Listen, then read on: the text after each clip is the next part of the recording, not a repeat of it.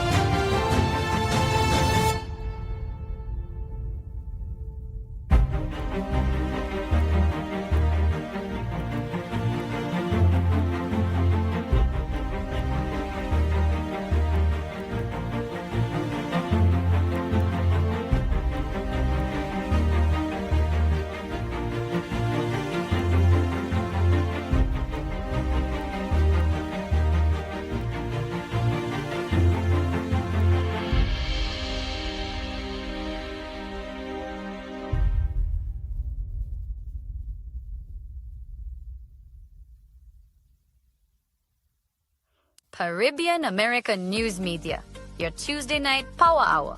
Live every Tuesday at 8:15 p.m. on Facebook, YouTube, and GVV TV channel 115. Join your host, Garfield Olliver, as he dives deep into the latest inclusion developments, regional affairs, and global issues that matter to you. From politics to the economy, community stories to international headlines, we cover it all with real talk and real insights. Stay informed, get the facts, be part of the conversation. Don't miss out. Set your reminders, share with your friends, and tune in. Caribbean American News Media, the news you report.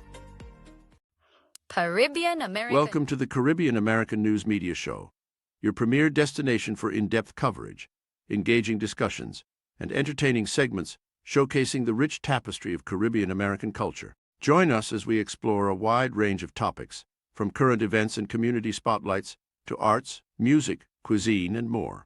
Our show features exclusive interviews with influencers, artists, community leaders, and everyday heroes who are making a difference in the Caribbean American community. Stay informed and inspired with our thought-provoking segments that highlight the diversity, resilience, and creativity within our community. Tune into the Caribbean American News Media Show for a captivating blend of news, entertainment, and storytelling that celebrates the Caribbean American experience. Get ready to discover new perspectives, celebrate successes, and connect with the heartbeat of the Caribbean American community. Don't miss a moment of the action. Stay tuned to Caribbean American News Media Show for an immersive viewing experience like no other. Hashtag Caribbean American News, hashtag show, hashtag cultural celebration. You are viewing Caribbean American News Media on YouTube and on Facebook. You can also find us on 360 Radio. Your host for tonight is Garfield Olliver. Let's get to work.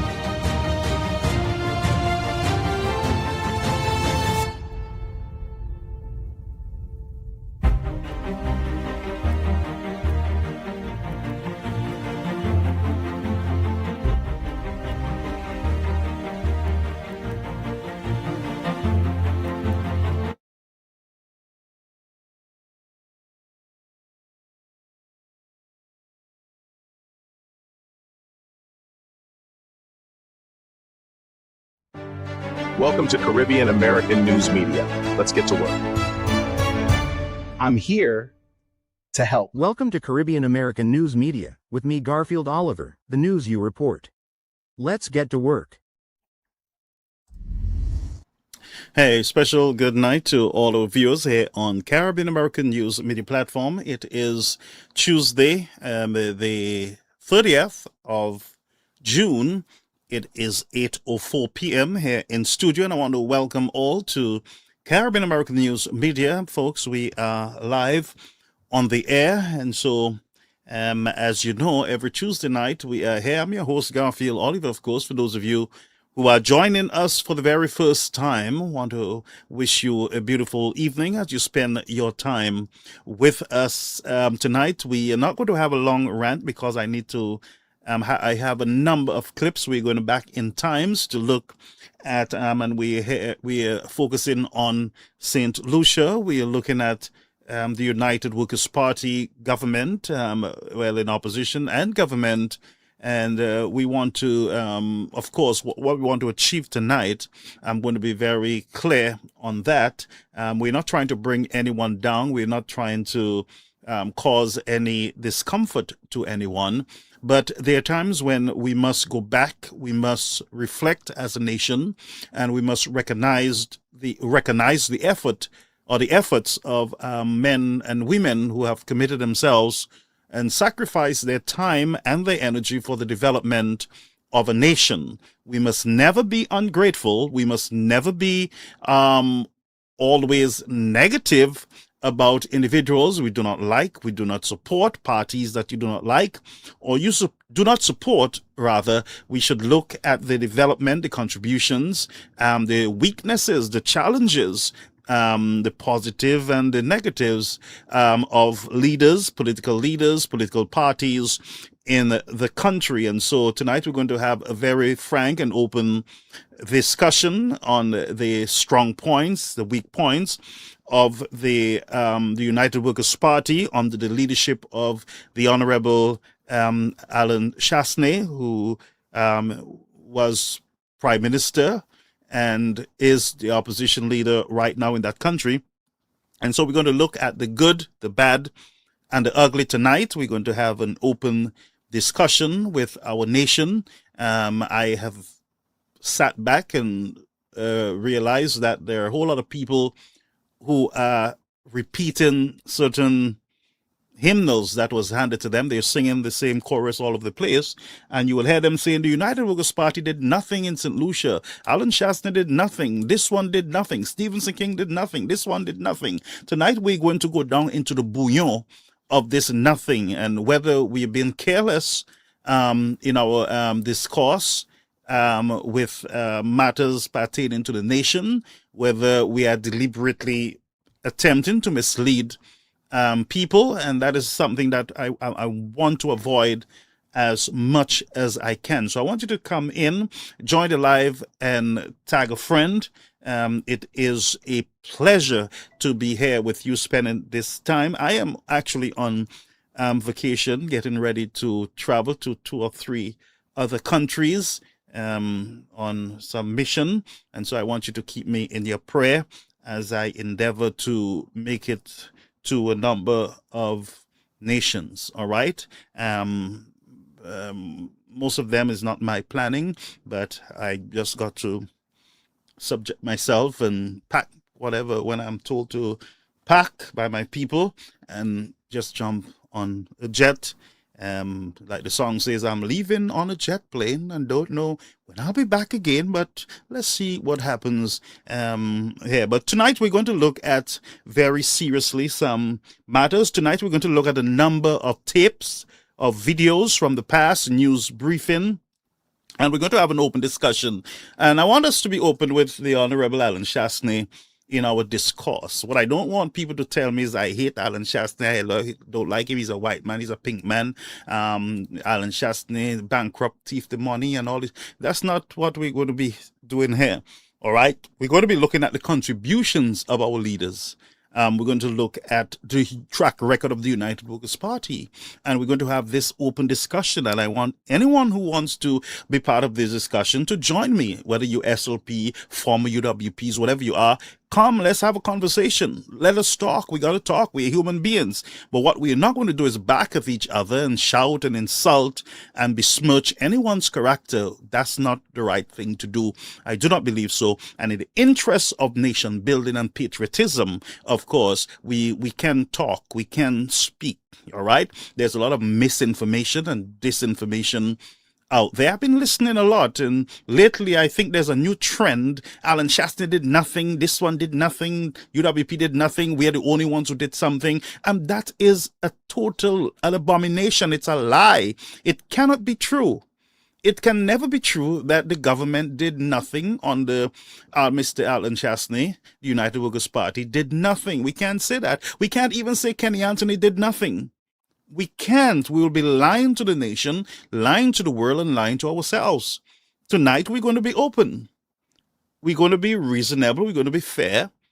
But what we will not do is disrespect anyone on the platform. We're not going to do so, because this is not what this platform is all about. So I'm going to ask you to do something for me. I'm going to ask you to share the live and tag a friend as you come in to the platform. Send it to all the groups that you're in tonight. Let's have a conversation, folks. You would have heard this week, last week, there's a new thing now about Alan Shastney. I do, honestly, to tell you the truth, I cannot understand that Mr. Shastney is not in government.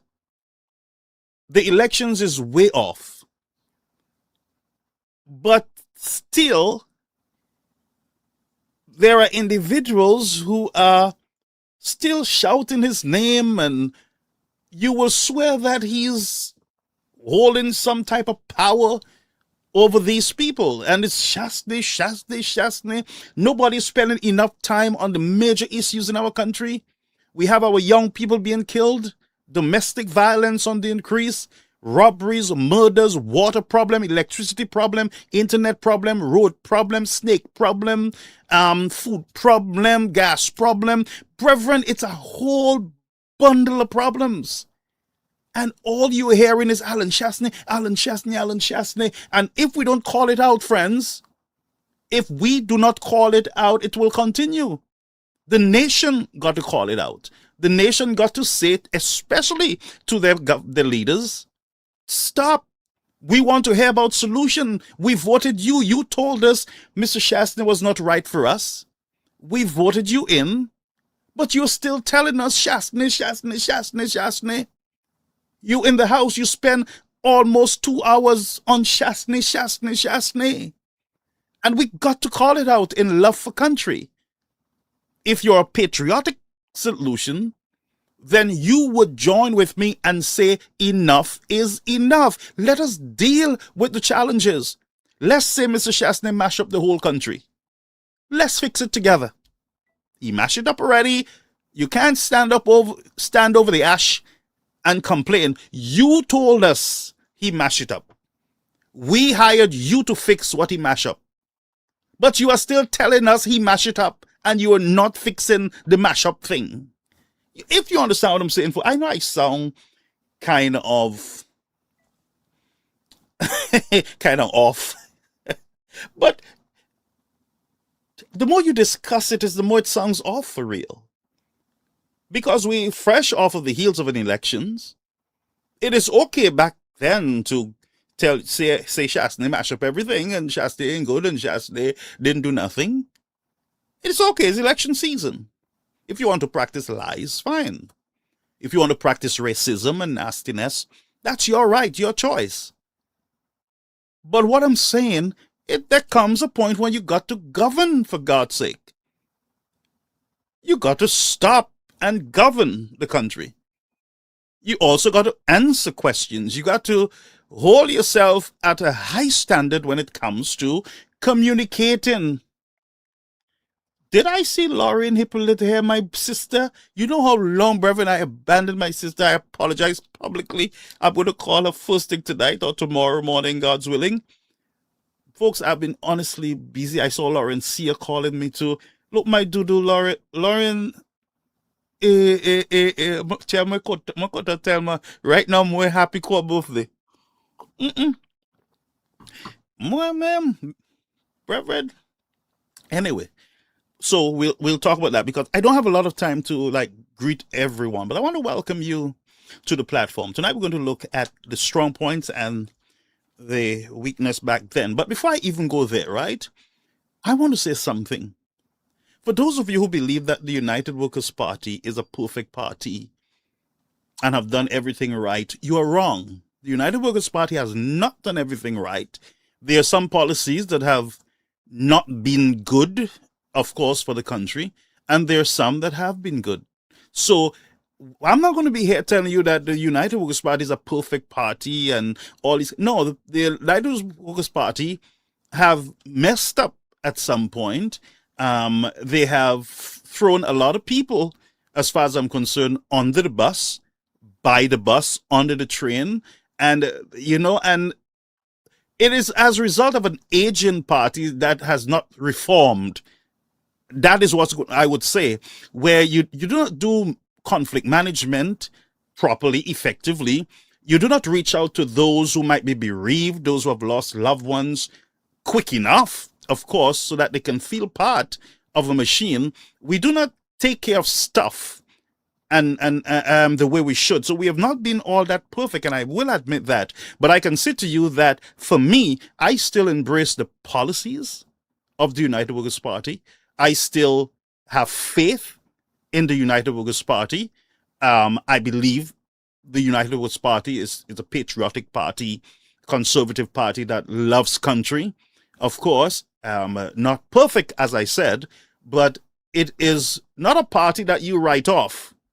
Many have tried to write it off in the past. Many have jumped ship with the intention of sinking it from the outside, and that has not worked. You understand what I'm saying? The ship still goes on. Might have a few holes in it, but it still moves forward because the United Workers' Party is much bigger than the political leader, much bigger than the general secretary, much bigger than Mr. TP and all these folks. It is much bigger than them. The United Workers' Party is an age-old machine that continue to roll. Sometime it get a little arthritis and slow down, of course, because the United Workers' Party have lost elections and have won elections. So they understand the win and the lose. So I think we should move forward as a nation and understand that this is a time for patriotism, serious patriotism, not just talk, but real patriotism, where people want to see clean streets and clean communities, and people want to see our young people active in groups, whether it's the Red Cross or the Pathfinders or the what do you call this thing, the cadets. You want to see young people engaged. You want to see young people, you want to see families together. You want to see, all this jabal thing and stuff. You want to see less of that and more of family together, united together. That's what you want. You want to see a beautiful country. That's what you want. And to want that, friends, we got to take the lead as individuals. We need to take the lead. And that's why I tell you something. I embrace the Alan Chesney led administration then, and I embrace it now. Why? Because when I look at the bold approach that he takes, the big ideas that he has to change and transform the country, some people can't see it. And they will say, oh no, leave our old prison alone. Don't touch our old prison. Don't touch our old bucket with the hole in it. No, we have had that bucket for so long. John Compton give us the bucket, or this one give us Louise. So that's our bucket. Don't move that bucket for any development. And that's the mentality that you have, a T-boutique plywood type mentality. No, we don't want wall. We want plywood, of course. Yes. Give us a wooden jetty. We come back and fix it later on. But give us small things. The airport is too big. Give us little things, man. Just do a ribbon cutting for the hospital. We'll figure out how to get in it later down. But let's just do small things around the place. Boutique, step and little stuff. Give them a little $200 in their pocket. Let them hold that. And that's the mentality of a people. That mentality, friends, does not take you anywhere. If you look at major countries, they had to do some bold stuff. in order to be where they are today, like St. Vincent, a small country, they had to take a bold step in moving mountains in order to build an international airport. A matter of fact, I was ashamed of the airport, the E.T. Joshua Airport in St. Vincent. Munte ka wino. Mwete perdi moun mwe sa di se vesa. Because airport la même c'est airstrip. It's an airstrip. You land. I don't know if you understand. How many of you have gone to St. Vincent and saw the E.T. Joshua Airport, the little airstrip?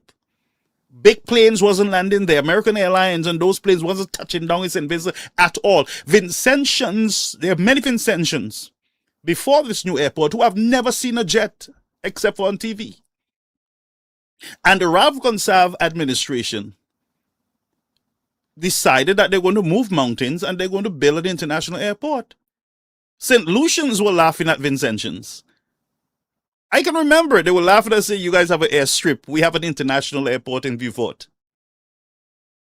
And now, because of the vision of Ralph Gonsalves, I don't support him, but the vision of Ralph Gonsalves and the Vincentian people, they moved mountain and hills like Daito and C.O. Williams to build an international airport.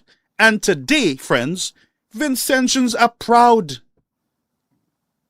To get to St. Vincent, you have to go to St. Lucia, Barbados. You have to be battered around the place, all over the place to get to St. Vincent. No, and you have to get a second plane. So imagine coming from the United States with your 3 suitcases. When you get to Leah telling you one or all kind of story, loose luggage. Vincentians go directly to the international airport, state-of-the-art airport. By the way, I can boast that it's better than the Huronora Airport in St. Lucia. 100% better. How did we get left behind as a nation? Lack of vision. Today we should have had a refurbished or a brand new international airport in Vieux-Fort. State of the art, second to none in the region. Because St. Lucia have been there when it comes to boasting about good airports. So how do we get from having a good airport to having a workable airport? Huh? Nothing that we can boast about. Lack of vision. So that's what I'm saying. It is all about vision. And the Bible says a people perish because of lack of vision. And when you have leaders with lack of vision, all they see is plywood and temporary stuff, and leave my old prison alone. The prison that was broken down by Mr. Shasta, I heard people saying, oh yeah, he demolished. He should have demolished the CDCs to every one of them. I wish he was still the Prime Minister. Demolish them. There are some old buildings in Castries. Demolish them. Because some of those buildings that you guys, National Trust, are trying to treasure and hold on to, you did nothing for some of these buildings to develop them. You brought in no expert to preserve those structures. These structures are just there sitting with grass, cockroach, moun ka fe bom, ek zobi ka fime, coke ek bagay adidanyo. And that's how you guys were preserving national treasures? Blow it up. Burn. I'm telling you, demolish it for the development of the country. If the National Trust can't preserve it, turn it into a museum, turn it into a site where it can bring in money, or people want to go there to see what's going on, that prison, if you all wanted to preserve the prison, you guys should have fixed that thing up and allowed tourists to come and see the old prison. And tell them what happened in the old prison when you bring them there, and see how proud you would feel. So, and I heard Emma Hippolyte, the Honorable Emma, said that in order to make omelets, you got to break eggs, you know. And she was speaking about the inconvenience of building a 4-lane highway in Grizzly. Businesses will be inconvenienced. People will be inconvenienced. But at the end of it all, if you endure the inconvenience, you would have a good product that you'll be proud of. So again, lack of vision and people who don't think for themselves, don't reason for themselves, and everything they repeat like parrots. Nobody do use their brain. It seems like our brain has become smoke. Nobody use their brain to say, look, you know what? This makes no sense. I'm not going to repeat this. It makes absolutely no sense. I'm not going to defend this. It makes no sense at all. So we are going tonight to look at the United Workers' Party. And I am going to be doing a month of programming dealing with the contribution of the United Workers' Party, because if you, the United Workers' Party, sit by and allow the St. Lucia Labour Party to embarrass the United Workers' Party the way it is doing it right now, it's a shame not on the people of St. Lucia only, it's a shame on the United Workers' Party and their supporters to sit by and to allow people to spit in the eyes of the United Workers' Party as a party that have helped with the development of the country. And I'm not saying that the United Workers' Party did all the development of the country. The Labour Party did too. The worst of the Labour Party did too. The worst of the United Workers' Party did help to develop this country. So what I'm saying, friends, is let us be real in our discussions. Enough with this Alan Chastney's white man and he's no good, he did nothing for St. Lucia. That's a lie. Enough about Philip J. didn't do nothing, has not done nothing. That's a lie too. Because for the pensioners who receive an extra $100, $200, that's a big thing for them, you know. You know what? You know when you have 0 and you add 1, that is an addition. That is something you did not have before that you benefited from. So only those who knows it feels it. And that's why I will ask people in the diaspora, if you're not really on the ground to understand what the people are going through, then we got to be careful in how we discuss. We got to be careful the things that we put in the heads of the people. We are stressing them out sometimes. So I want to fight to say Philip J. did nothing for any St. Lucian. That would be a lie. And the Bible says that no lie will have part in the kingdom of God. So if I would say that Alan Chastney did nothing for St. Lucia, that would be a lie also. What is good for the goose is good for the gander. So I will show you tonight. We're going to go back into clips. We're going to go way back in times. You're going to bear with me tonight. Tonight is going to be fun. It's going to be exciting. Share the live and tag a friend because we must have a conversation. We must have a conversation. And this conversation will help to unify and help with the development of the nation. Do you not understand solutions where you are? Earthquakes are busting up all over the place. We do not know when an earthquake is going to walk through St. Lucia. We do not know. Therefore, we cannot be idle with ignorance. We cannot waste a moment on ignorance and nastiness. There is too much nastiness in our discussions. There's too much nastiness in the country at this point. Too much nastiness. It is reaching into the nostrils of heaven. Look at what is happening in Trinidad and Venezuela. Mountains are moving. Beaches are shifting. And it's just rum and chicken and sleeping with this one and that one and nastiness alone.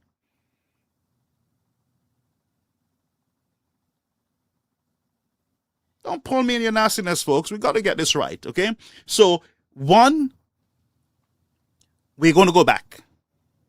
Because the next time you hear somebody say to you that the United Workers' Party is the worst thing on earth, worst thing in your country, has done nothing, and they are dogs, they're not St. Lucians, they're not patriotic, you've got to watch that, folks. That's dangerous. It's a lie. And it's a lie from hell. I am telling you, if we are not careful, we will reap a whirlwind. We went through COVID-19 as a nation. No one looked back and said thank you to our leaders. Whether it's the opposition leaders or the government leaders, not one person looked back to say thank you for your sacrifice, your dedication. Instead, we turn our backs and start insulting our leaders who did their best to save lives and livelihood. And we must sit here and just allow you folks to walk around speaking nonsense about this great United Workers' Party. And like I said to you, it's not a perfect party. It has a whole lot of issues that I'm not in agreement of and I don't support.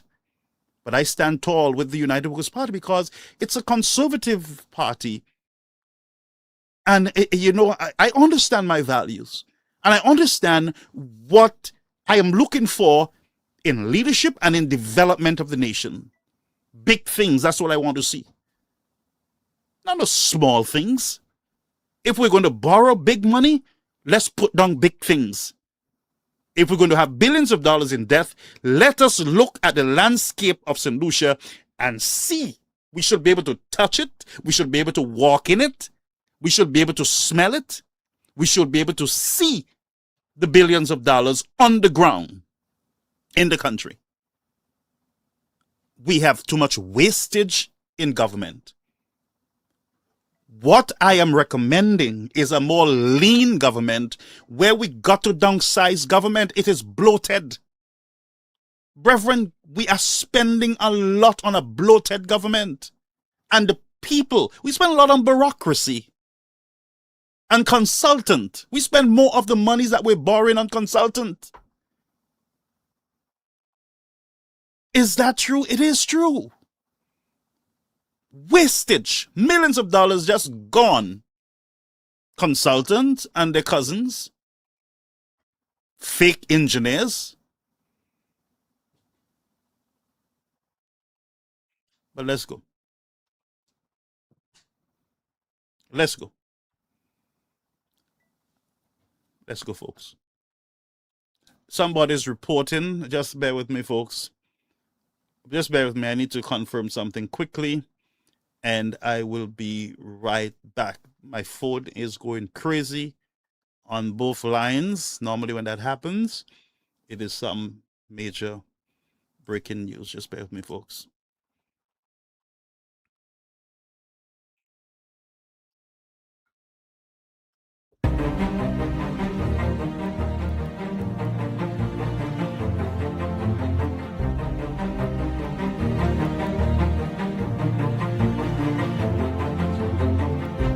All right, so I believe we have some breaking developments. I believe that it is not confirmed, it is unconfirmed, but we're hearing that there has been a shooting, another shooting in a community called Bexo in St. Lucia, and it's reported that a young woman was delived during that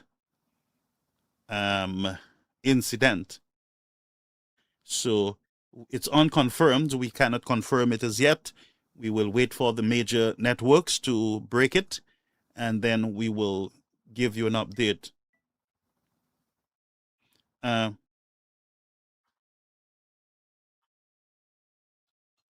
So, Martin, my friend, leave me alone. Yeah, so we're gonna let's monitor it as the show go on, as we get information. Just give me one more. Just stay with me. I'm not going to move the screen.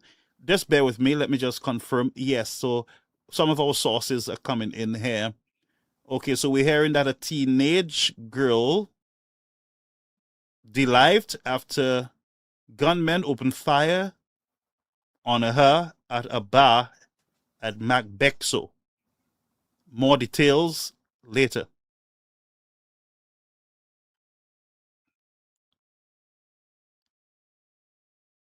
Okay, so I'm getting it from one of the news network in the country here. Okay, so there are more coming in. Just bear with me. Bear with me, folks. So just bear with me, folks. Just bear with me. Okay, so let's just wait to confirm this, and then we will get into it. So as the night go by, we're going to have we're going to get some confirmation. He's right here, Martin.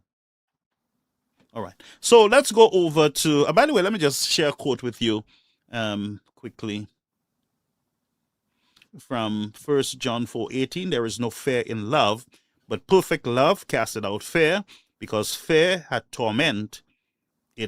He that feareth is not made perfect in love. All right. So that's your text for tonight. So let's go into our story now. So let us go to random videos. Random videos. Now we're going to look at 2000, I believe, and 2016, with at that time, I believe Kennedy Anthony was the prime minister of the country. And so the people were speaking. This people, like Street Vibes, would go out and speak to the people. You will hear the people speak to an open mic. Let us hear what the people were saying before the Alan Chastney administration came into power. Let's listen to what the people, and it's very important, that politicians listen to the people. If you listen to the people, you would hear them. You would understand them. You would not mislead yourself, say to yourself, you're winning an election, when the people are saying, no, you're not winning any elections. The people are always right. They're always right when they're feeling their pain and they're crying out.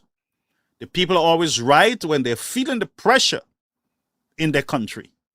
They're always right when the pain is in their pockets and they cry out. They're always right. You can't tell them they're not feeling what they're feeling and we're winning. No, that's not how it's going to happen. All right? So let's listen to the people tonight. And this is Compliments NBC. And this was in 2016, I believe it was. 15, 16, I believe. Again, the credit goes to NBC News at the time. Let's go over to the clip. I think it's a great idea. The election did need to come around. I don't think so. I am General I think election was supposed to call already. Welcome to NBC's Voices of the People. I am Doreen Georges.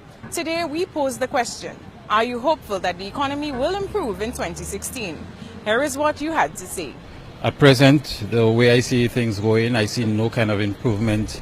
There is no kind of stuff put in place by the authorities to actually indicate that something is going to be done or something is going to be better.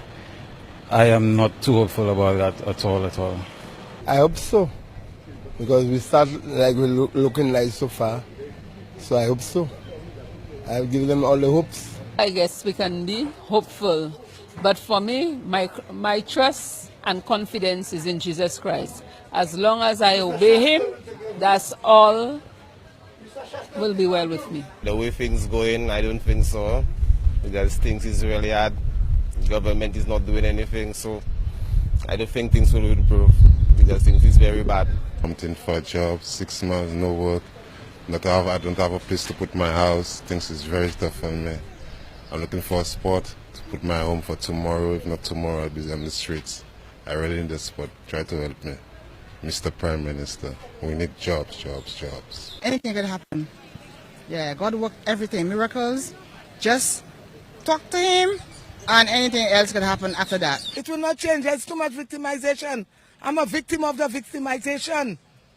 I've been working over a year for a unit for me to put my shop. There's places that are empty, and they refuse to give me a place. They prefer to see me on the street. You're not hearing the Prime Minister speaking about anything. I don't think the economy will change. But we want to see more jobs must be created for the young people in this year. Right now we're in a problem with the government, because the children don't have nothing to go to school. The mothers cannot even support the children. We there cannot even support our own self. They're not even working properly. the country not in a proper and disciplined manner so that we could find something to help each other. That's not happening. So we're asking for every citizen of that country, let we all come together and uplift a new minister so that we could get proper and disciplined control of that country. This has been MBC's Voices of the People. Join us again on Wednesday for our next segment. Back to our anchors. All right, so that was, folks, in 2020. 2020, the people, you heard what they were saying, right? One of the guys said, jobs, jobs, jobs. Now, where did I remember that from? I believe it was Kenny Anthony, on one of the campaign trails, promising jobs, jobs, jobs, jobs, jobs, jobs. But the people are saying, look, we're not feeling the economy. We're not feeling this. One guy even said we need a new minister. In other words, what this person is indicating here is that we are tired of the now government and we want a change. Listen to me. The writings for 2016 elections was right on the wall. Just like the writing for 2025 was on the wall, but many of us buried our heads in the sand of hope, the dust of hope, hoping that the reality that is before us is not before us. You cannot wish away reality, friends. You got to deal with the reality. In 2016, the people were speaking to an open mic. And I want to show you what the people did. And then we'll go back to some of this stuff that was happening in during that time that would have seen St. Lucians begging for a change, begging for a new administration. And I want to say to you folks, in 2026, in 2016, 2015, 2014, 2011, it was the Kenny Anthony-led St. Lucia Labour Party government. Let's not allow the Labour Party to divorce themselves from Kenny Anthony. And that's what they've been trying to do. Pretend like this is a new Labour Party and that this is not the Labour Party of 2015, 2016. This is the same Labour Party that the people are saying, we are not feeling you anymore. I love you, sweetheart, I love you, but you got to go. That's what the people were saying.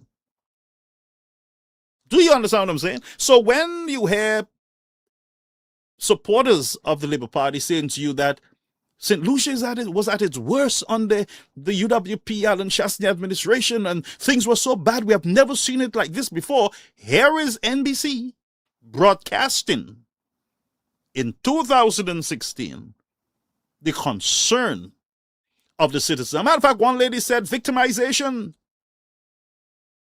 Where did we hear that? Yes, you were told that, oh yeah, the United Workers' Party victimizes people, promises jobs and reduction in crime, and nothing has changed. So Alan Shastney and the United Workers' Party are the worst leaders on the earth. But that's not what the people were saying in 2016. Lest we forget, folks, that it was the same group, Kenny Anthony, Philip J. Pear, it was the same group who are saying to you today that they are the best things, the best thing after sliced bread. St. Lucians were saying, not so fast. No, you're not.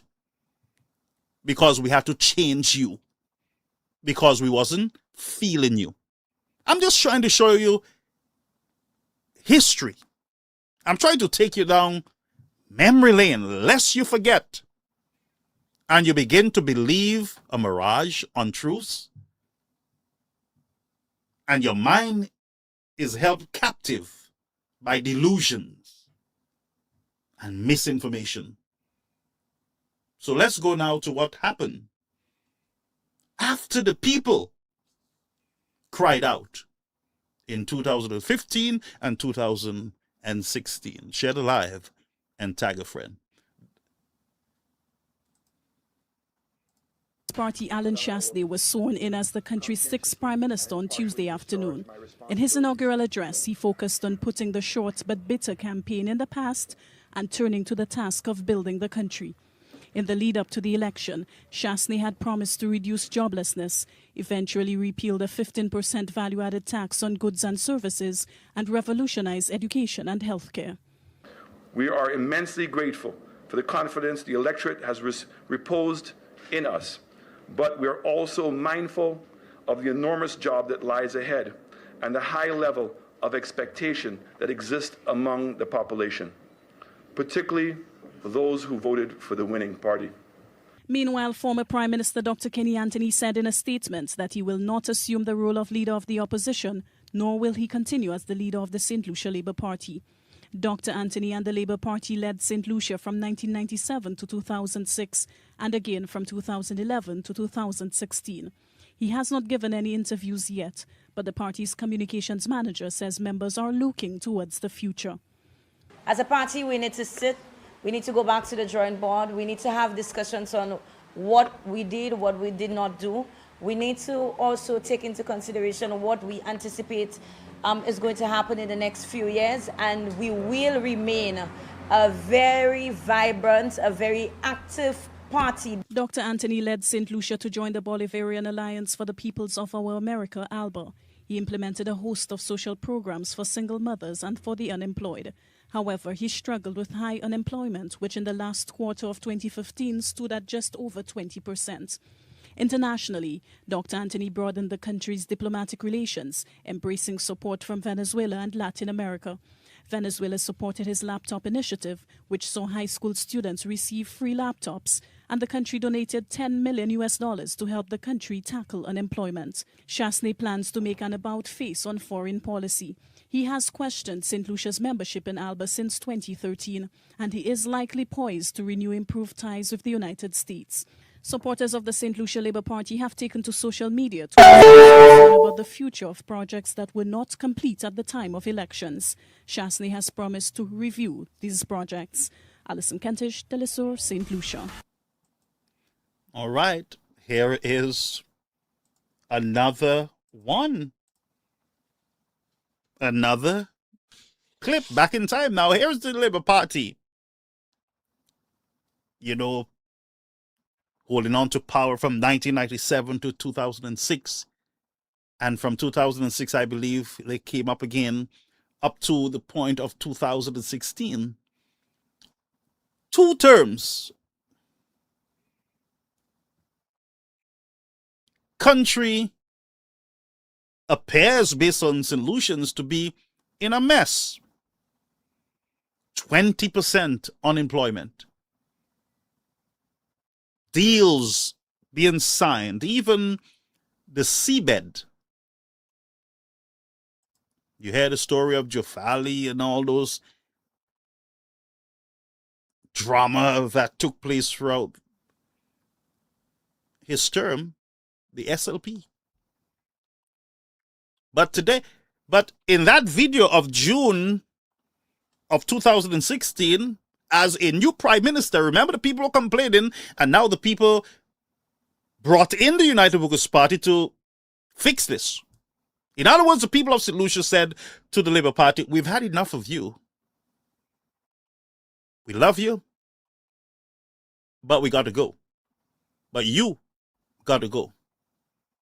They entrusted the Honorable Alan Shastney and his team that came in with the 5 to stay alive.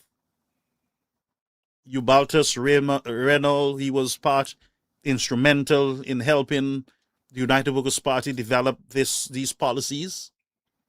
And we got to say thank you to him. Some of you are ungrateful. Sometimes because people air or their names get caught up in stuff, we throw them under the bus. We are quick to throw them under the bus. We say we're trying to save the image of a party. But sometimes we got to relax and, assess stuff. Let stuff, I'm not saying that you just turn a blind eye, but you got to slow down a bit when it comes to disciplining people. especially in politics, because there's a whole lot of mischievous people, malicious people in politics who will do anything to bring down politicians.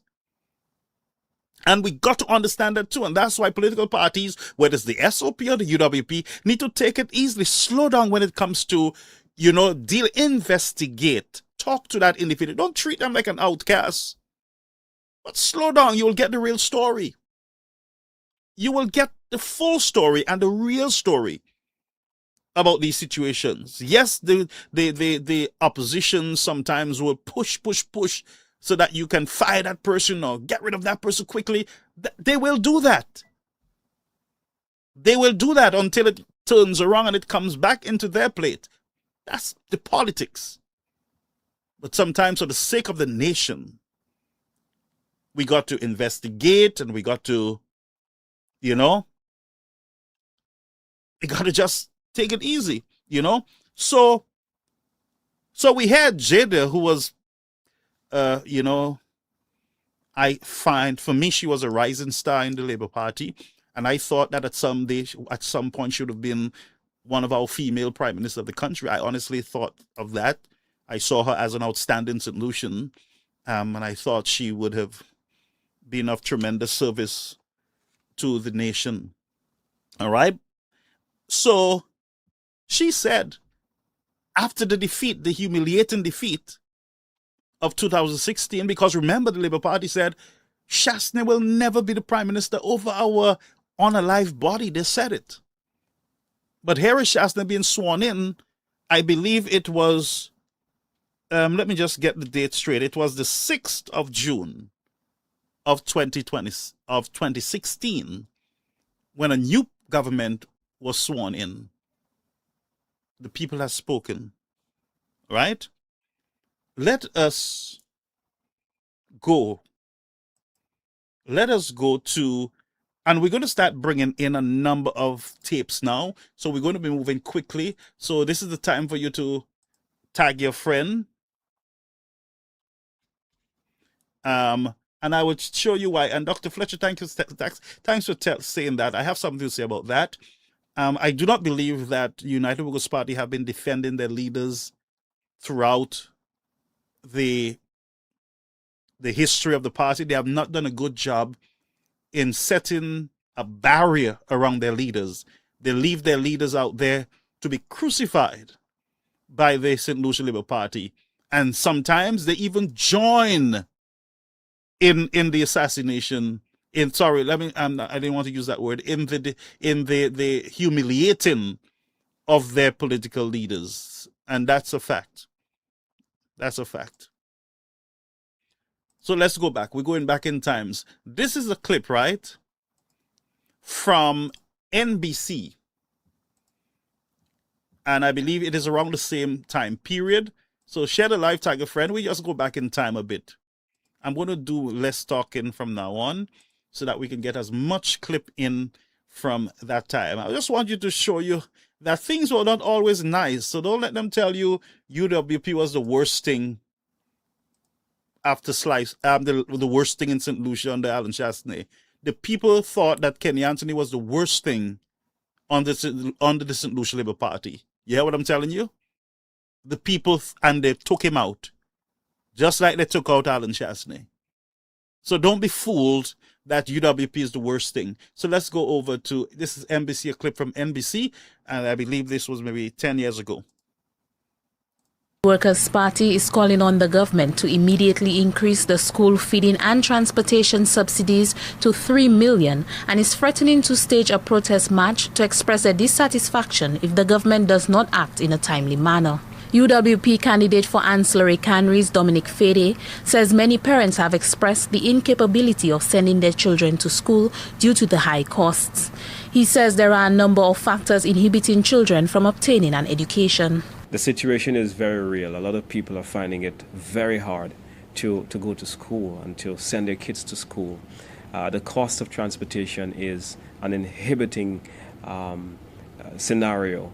And, the school feeding program is not sufficient for many families. The cost of textbooks, many families, whether they're working or unemployed find it really, really tough. And the time has got to come whereby we have an interesting discussion as it relates to how do we make the cost of education more affordable and accessible to many families. Fede says the government has stated the amount of money spent in the education sector. However, Fede questions whether it is enough. He says based on feedback from people, more needs to be done. The government likes to say that they spend somewhere in the region of about 18% of the total recurrent expenditure on education. That's a sizable amount. But is it working? Is it reaching many families? Are people finding the status quo tenable? No. The answer is no. And so we have to look at this. And I think that it's important that we have a national discussion. So we are very pleased with the level of feedback we've received from a number of parents who have called us, who have actually met us in the meetings that we have had throughout communities and said to us how they feel about the education system and how they find their own engagement with the education system. It's a terrible, terrible feeling for many families at this time. Fede says the government must act quickly to prevent more children from suffering. Janelle Norville, NBC News. All right, and that was a clip from NBC News. We're going to continue, folks. Share the live and tag a friend. We have more clips coming in from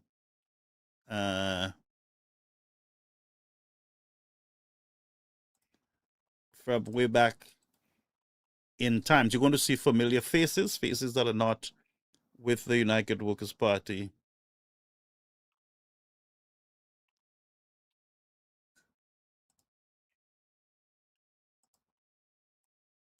Bear with me. It's a lot of stuff I have pulling over at the same time.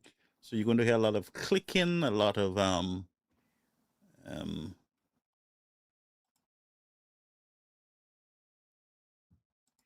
just bear with us. We have another clip coming over. And by the way, I saw somebody, I believe is an SLP supporter, who said that St. Lucia, let me see what he said. Bear with me. Where is it? He just wrote something here. St. Lucia top. Where is it? I can't find it. We're working on a breaking news on that. St. Lucia got 2 of the top place. And that's actually good news. That is something that we should shout about as a nation, especially in the education field. When our people are doing well, our kids especially, we need to cheer them on and let them continue to put in the work.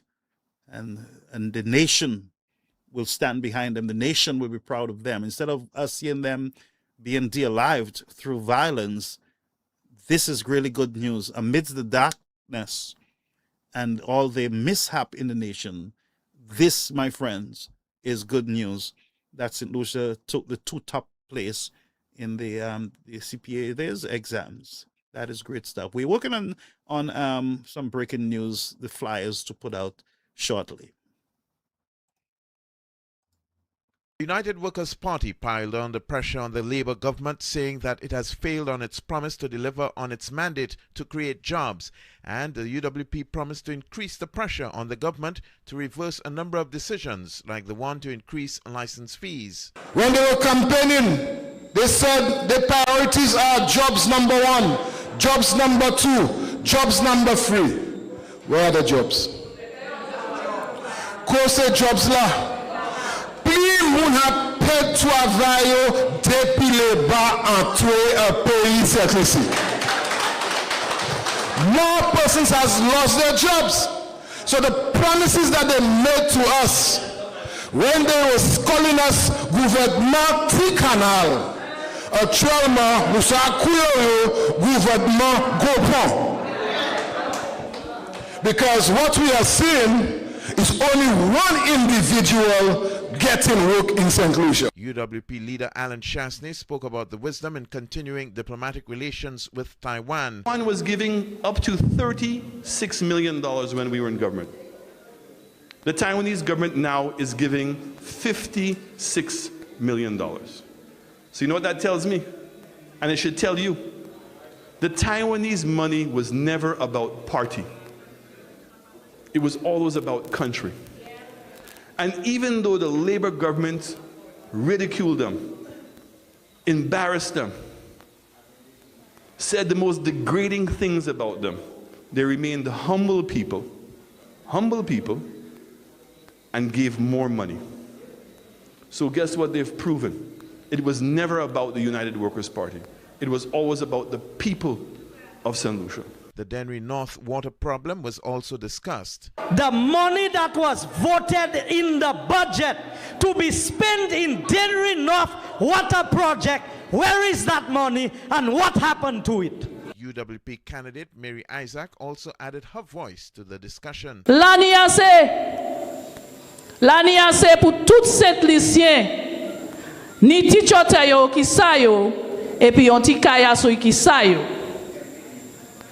Et puis c'est yo même qui kay travail, et puis acheter, mais nous pas ça quitter yo ka prendre nous, vendre by tout moun ka sorti l'autre pays. $25 a square foot. Ça wrong, Mama Saint-Lucie. Nous n'est pour tirer les bas partis en dedans power. Et mettez en parti qui a gardé pour nous, Saint-Lucie. Pas juste pour koyo, et pour fouiller l'argent pour chou. The United Workers' Party is in the process of organizing a protest march in Castries.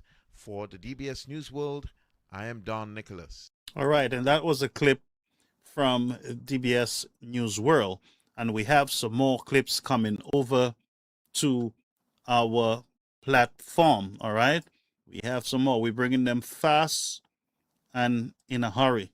Okay, just bear with us. We're bringing them over. Let the clips speak, friends. I don't have to say anything. Let the clips speak for themselves. And I'm sure you would agree with me that the same complaints from the Labour Party were the same complaints that people have. The same complaints that they lunching at the United Workers' Party, the people of St. Lucia had the same concerns about them. All right? Occupied crown lands or government properties illegally. Government Senator Timothy Mangal has welcomed an initiative outlined in the 2020-21 budget to regularize unplanned development. This gives the occupants an opportunity to own a parcel of land which they can use as security when trying to obtain loans. It's an initiative commonly referred to as PROUD, or the Program for the Regularization of Unplanned Developments, which Mr. Mangal says needs to be revived. What the government is looking to do, persons who are occupying government properties illegally, unauthorized, and have their homes there for a long period of time, is to rationalize it and to ensure that those persons do have title and have proper access to infrastructure. That way, of course, you could use that title to mortgage your property, to have a loan, to send your children to school, etc. So it is really assets that persons would have had on government properties that they could have done nothing with otherwise, that would be put into good use, and I welcome that initiative. Senator Mangal emphasized the government's commitment to providing assistance to the poor and less fortunate, especially single parents. Many breadwinners have lost their jobs because of COVID-19, prompting the government to embark on a social stabilization program to provide economic relief to the displaced employees. Of course, to some extent, like I said, housing is crucial. Single mothers, certainly, you know, a government, of course, will always look to assist their people. And you could see it basically with the budget that the Prime Minister has presented. There are many, many areas that he has, even with the private sector. Persons who are renting, he's asking landlords to give those persons a reprieve. And of course, the government of St. Lucia will be given a tax deduction, etc. Mr. Mangal highlighted several initiatives to assist poor persons. For the DBS News World, I am Don Nicholas. So that's a report from Don Nicholas of DBS.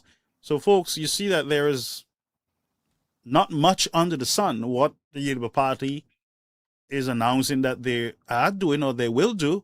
The United Workers' Party, if you listen to both sides on a split screen, you'd realize that you're hearing almost the same thing, the tax breaks, the housing for families, and I'm not even sure what all the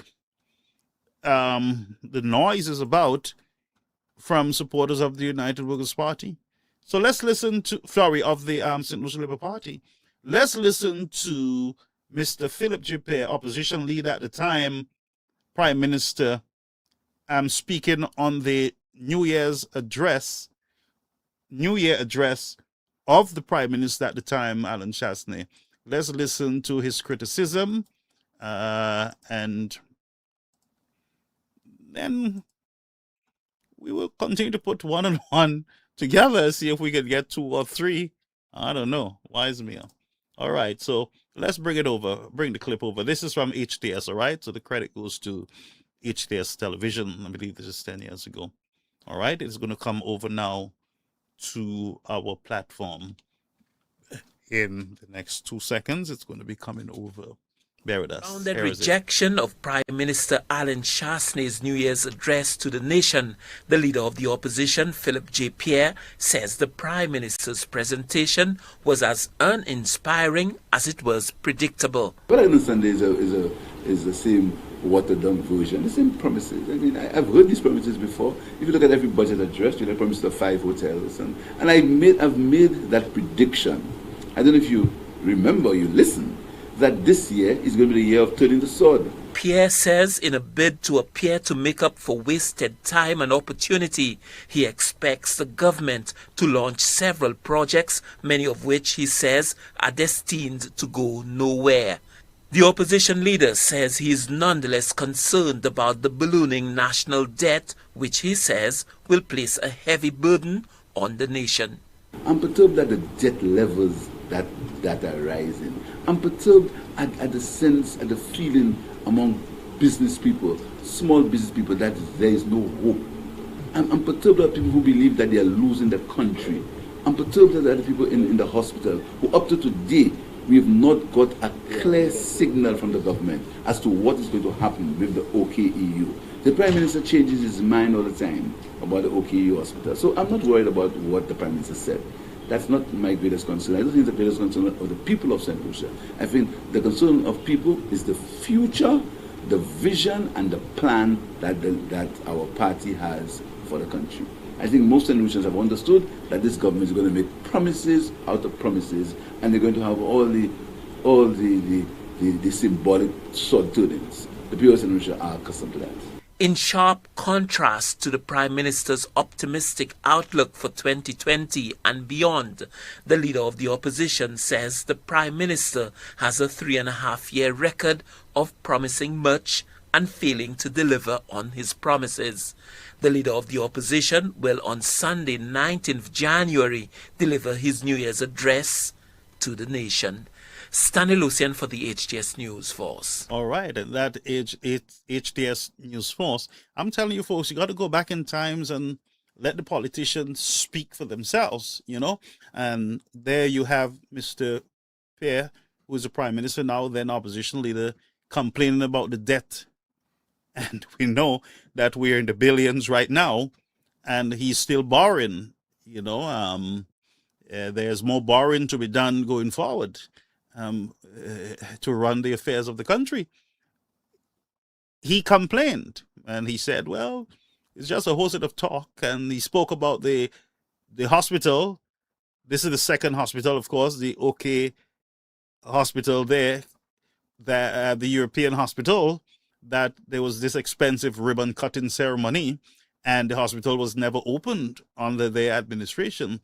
This very same thing is happening with St. Jude's. They hand over a building, they cut the ribbon, but they promise, though, that it's going to be open in July, that by July, everybody's going to be in the hospital, it's going to be a functioning hospital. So the same concerns back then are the same concerns that the United Workers' Party had going into the last general elections. The hospital, healthcare, the debt was a concern, and it is still a major concern for the opposition United Workers' Party. So, and I'm telling you, people are jumping and acting like they have lost memory that we were right here.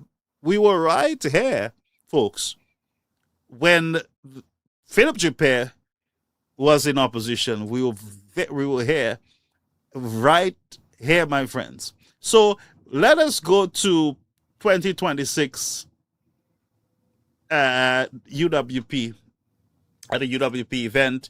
UWP calls it the People's Parliament, and that is in 2026. So we're just going back in time. So if you bear with me, folks, enjoy the ride.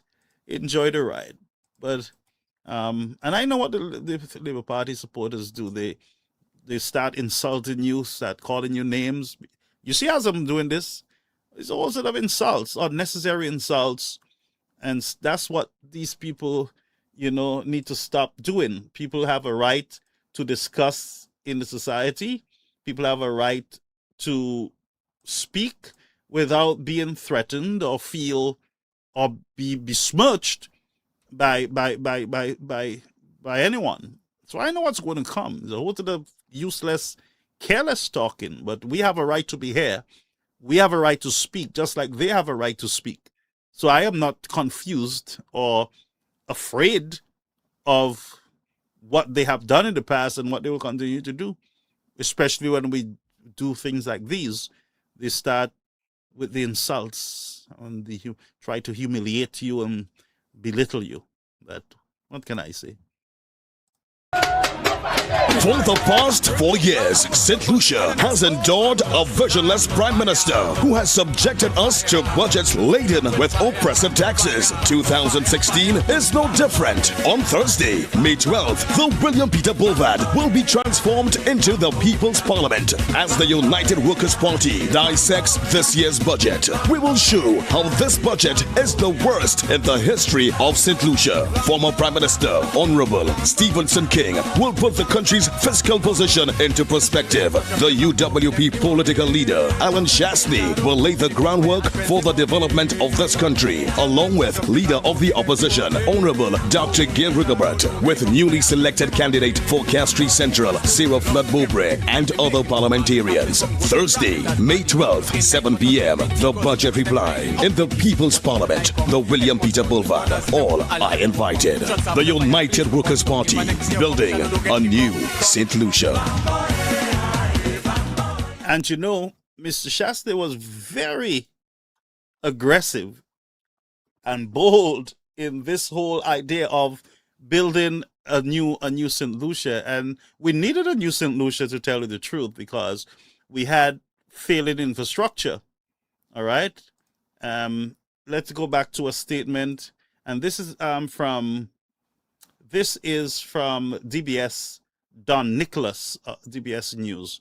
So the credit goes to DBS. All right. So share the live, folks. We have a number of them. We're going to keep them coming. All right. We're going to keep them coming. I'm trying to get it in as fast as possible. I did not put all of them in the set, but we're putting them in one by one as we identify them here. All right. So this is UWP taking Ernest Hilaire on. Okay, so we're going to pull this back in. Of course, just bear with us. Stay on the live.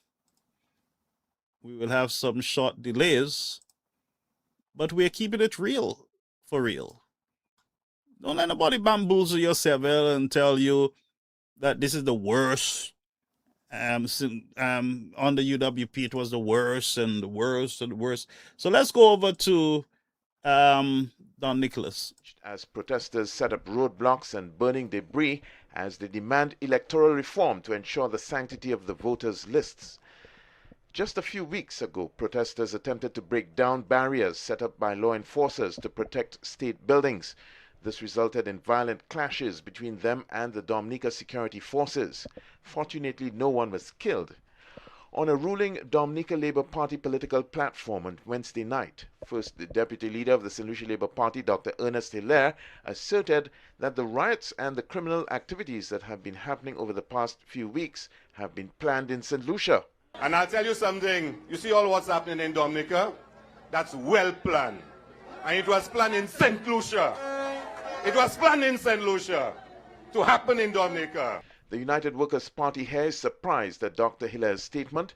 UWP spokesperson Nancy Charles called on the governmental authorities in Dominica and St. Lucia to bring Dr. Hilaire in for questioning in order to have him release the names of those responsible so that they can be held accountable for their actions. I'm calling on the authorities again. Call Dr. Hille in. He needs to go to the police station. He needs to go wherever the authorities are and to give them that type of information to say who are the persons who's been planning those illegal activities and where they've been planning those activities.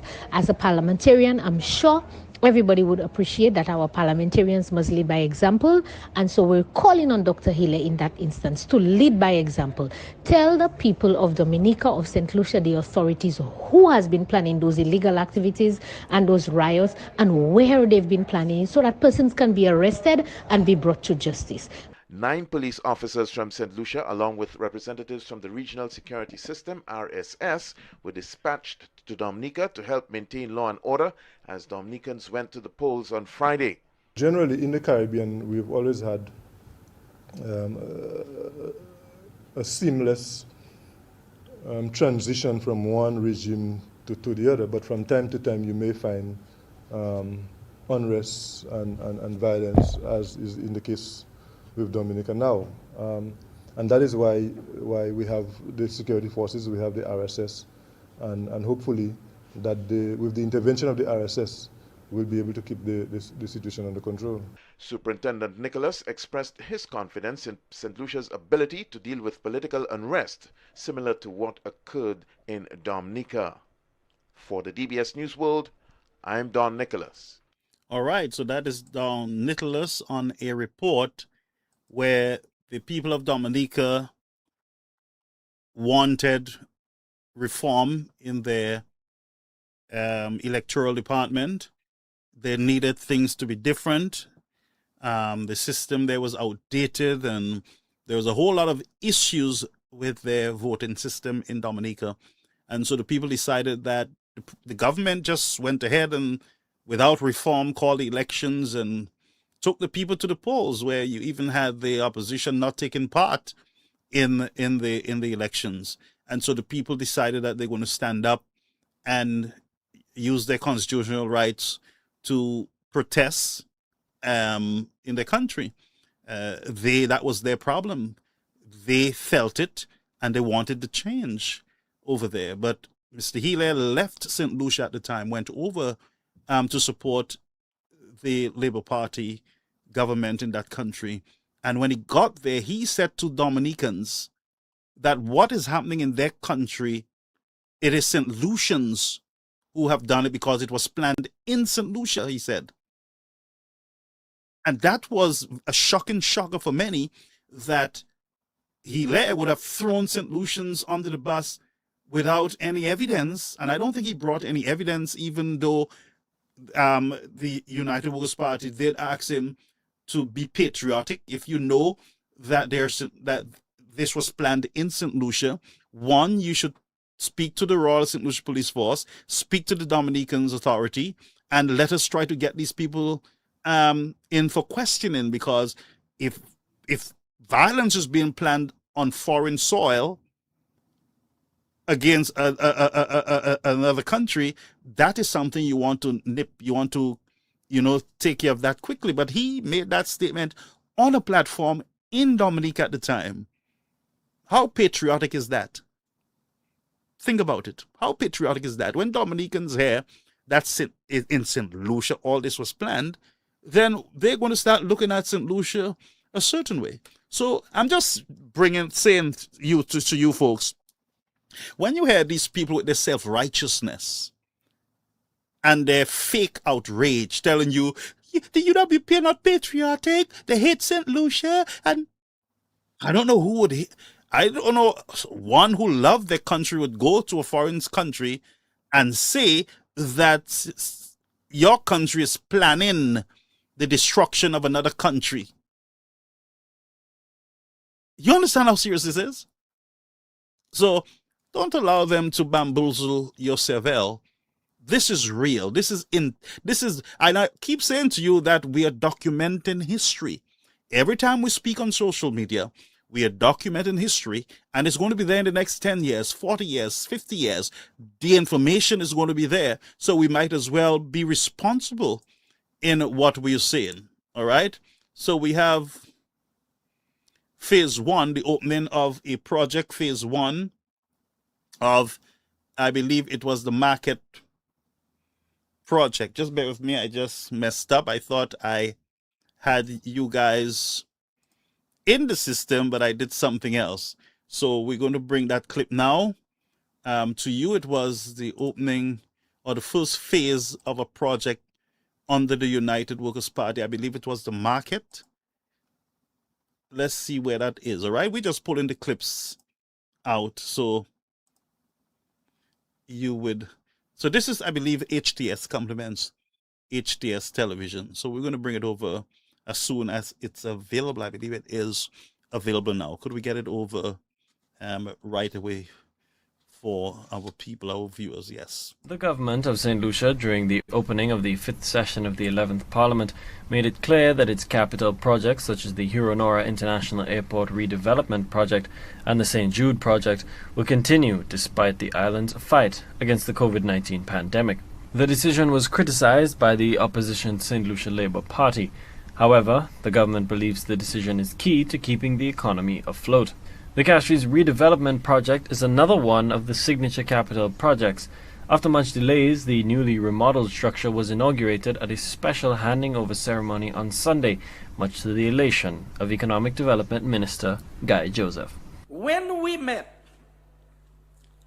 long before COVID was in the air, we made the decision that we must give more support to the Buy Local campaign in St. Lucia. And hence the reason why we believe that an enhanced market would be more attractive in drawing more people to this area to shop. And that is why in an earlier discussion, I said that the stalls for the Castries market are now nicer than any shelf in any supermarket in St. Lucia today. Because we believe that quality is not just in the product that is sold, but how the product is packaged and the ambience of the place that is used to sell the product. The new facility is outfitted with 100 modern stores that will accommodate all provision vendors. The existing comfort station was spruced up and refurbished to contribute to the overall ambience. The Taiwanese government played a key role in financing the project. The completion of the new vending area and the upcoming duty-free stores is a solid pledge to the people of St. Lucia and outside world that the economic recovery is just around the corner. More jobs will be generated and more business opportunities will be created soon. We must have faith and confidence along the way. Ever since I was posted in St. Lucia almost 2 years ago, shopping at Castries traditional market, one booth after another has always been a relaxing and rewarding experience. Taiwan is proud to chip in and assist in the completion of the project. And like all of you, I look forward to shop here again very soon. Castries Central MP Sarah Flood-Bowman says it is imperative that the structure's architectural design embodies the essence and spirit of the female-dominated vendor vocation. This is a very important achievement as we continue to deliver our promise of building a new St. Lucia. And that building of a new St. Lucia is not just about building infrastructure and building structures such as this, in as much as they are very important. It's a focus on people-centered development. For Prime Minister Alan Chasney, the first phase of the project is emblematic of his approach to governance and is in keeping with the mantra of building a new St. Lucia. In my humble opinion, there is no more important persons than who we've come here to celebrate today. And I genuinely mean that, which are the vendors of our country.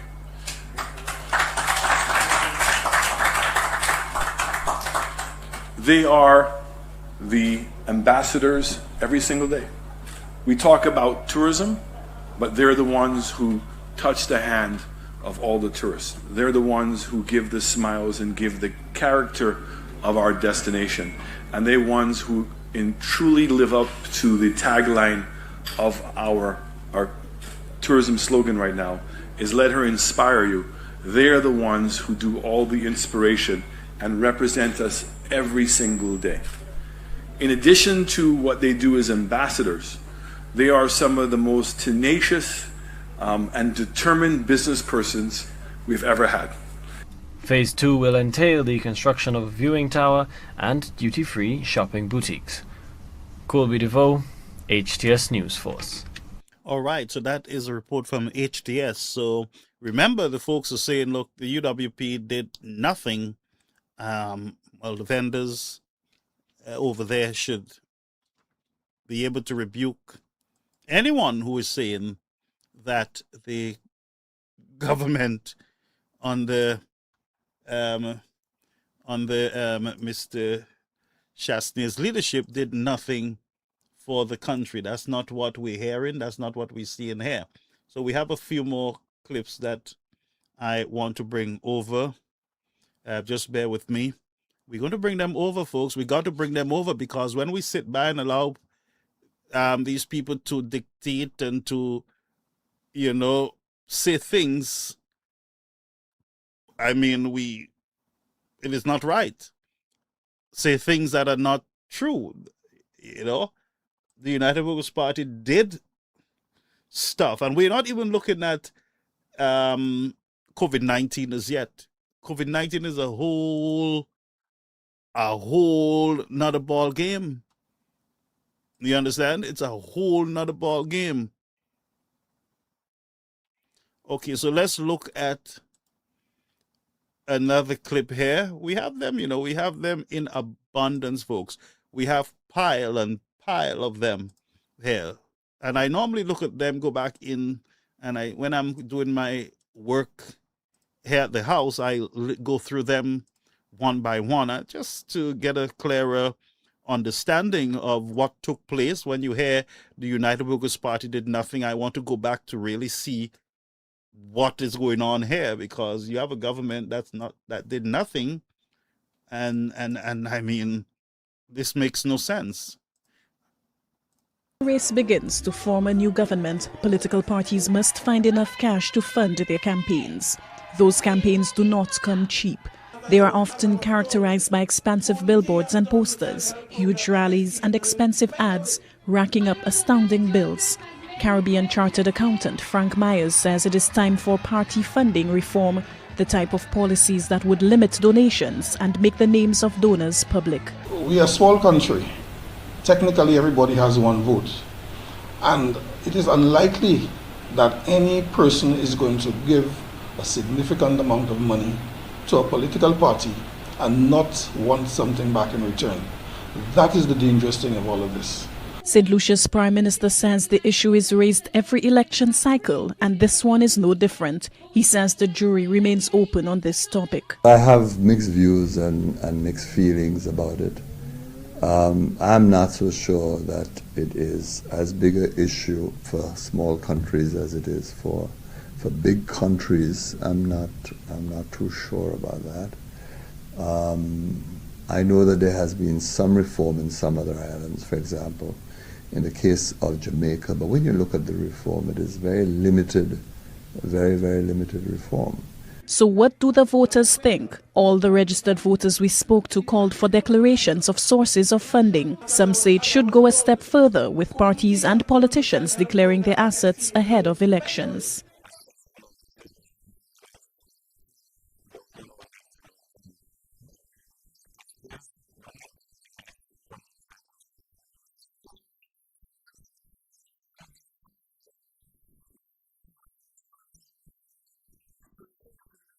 Those calling for reform say regulating campaign financing could go a long way in establishing accountability and ensuring that infusions of money into campaigns do not give businesses undue influence over the will of the people. Alison Kentish, De La Source, St. Lucia. All right, so there you go with campaign financing. The people are saying, well, it makes sense to do it, but Kenny Anthony said he don't see why, why that would happen. Let's go over to Gail Rigobert former candidate, representative there for Mico. Is it Mico South or Mico North? You gotta bear with me, folks. Now, I understand, like I said, that some people will come under the live and get angry. There's no need to get angry. We are using our democratic rights to speak. You want to do all the speaking and you don't want anybody else to speak. And that's very nasty, you know, honestly, to say the least. That's very disrespectful that you want to do all the talking. You want to say that we did nothing. We're not good. We are dogs. We are the worst. Our leader should go. Our leader is not a good leader. And when we come now to speak in a respectful way, then you come to insult, to do all these nastiness. You need to understand what democracy is. And we are exercising our franchise. We are exercising those freedoms that was given to us. So chill out. Why are you upset? Why are you guys getting so upset? Why? Tell me. There's no need to get upset. We are just playing back the tapes. We're going back in history. You said nothing was done. You said that on the Mr. Alan Shaston, it was the worst leadership and everything else. And we are just playing the tapes, going back into history. And the world can come to their own conclusions. And that's all we're doing. So there's no need. Just chill out, relax, and respect people. Stop heaping blight and condemnation on yourself. Relax, my friends. And there's a rule of in this world. If somebody's not attacking you, don't attack them. And stay away from personal assassination, assassinating people's character, besmirching people's character. There is no need for that. If somebody's not attacking you, folks, leave people alone. Just let them be. Let the United Workers' Party supporters, this is their platform, allow them to be free under the platform. Please. You two have a right to go and say, well, hey, I have some clips too. That's fine. That's what you should be doing, looking for clips and playing those clips to remind us of our errors as UWPs. It helps us to be better. Some of you can't take criticism. You bend yourself out of shape. It's healthy for democracy. So don't come here with that that ignorance. Folks, listen to me, the light is on. People are enlightened. We are living not in the dark ages. Enhance, listen to me, develop yourself mentally. And grow some manners and decency. That's all I'm saying, folks. We have a loose society, a loose generation that has no tolerance, no self-control. Total nastiness. I have listened to the debate on the appropriation bill. I have enjoyed some of the moments of levity. I have reflected. And now it is my turn to lend my support. But always I am very mindful of the fact that I can do this, I can stand here only because in the first instance, the people of Mico North have afforded me that privilege to represent their interests and to do so with the grace, wisdom, patience, and guidance that only God can give. I can opt to begin the debate by responding to questioning or challenging whether it is the United Workers' Party's administration, thrust, or focus is based on sound philosophical or economic principles. We can engage in some kind of philosophical argument as to which is the better approach. or I can spend my time responding to the conversations that have ensued on racism. I choose not to the extent that I stand here as an unambiguous black woman, a St. Lucian citizen, mindful of the various isms that can interfere with one's ability to fulfill one's divine calling. And that is not limited at all to the conversations about racism. And I'll say no more on those isms at this point. Mr. Speaker, again in this debate, I hear questions about the performance of the government and whether it is this St. Lucia is a St. Lucia that serves the citizens of this government serves the citizens of this beautiful country. And to my mind, there's no better way to begin to assess the work of the government than to review the contractual arrangement that we engaged or entered with the people of St. Lucia when we articulated our vision for the people of this country. And so I combed through the manifesto, I combed through the constituency manifesto, I reviewed some of what we had done, and I will use the remaining time to give an account of what we have done. Because doing is what the United Workers' Party is known for.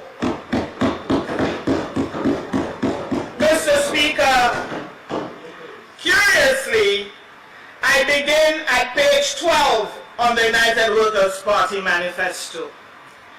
And it says, a new UWP administration will give special attention to our youth with regard to the provision of support in the following areas.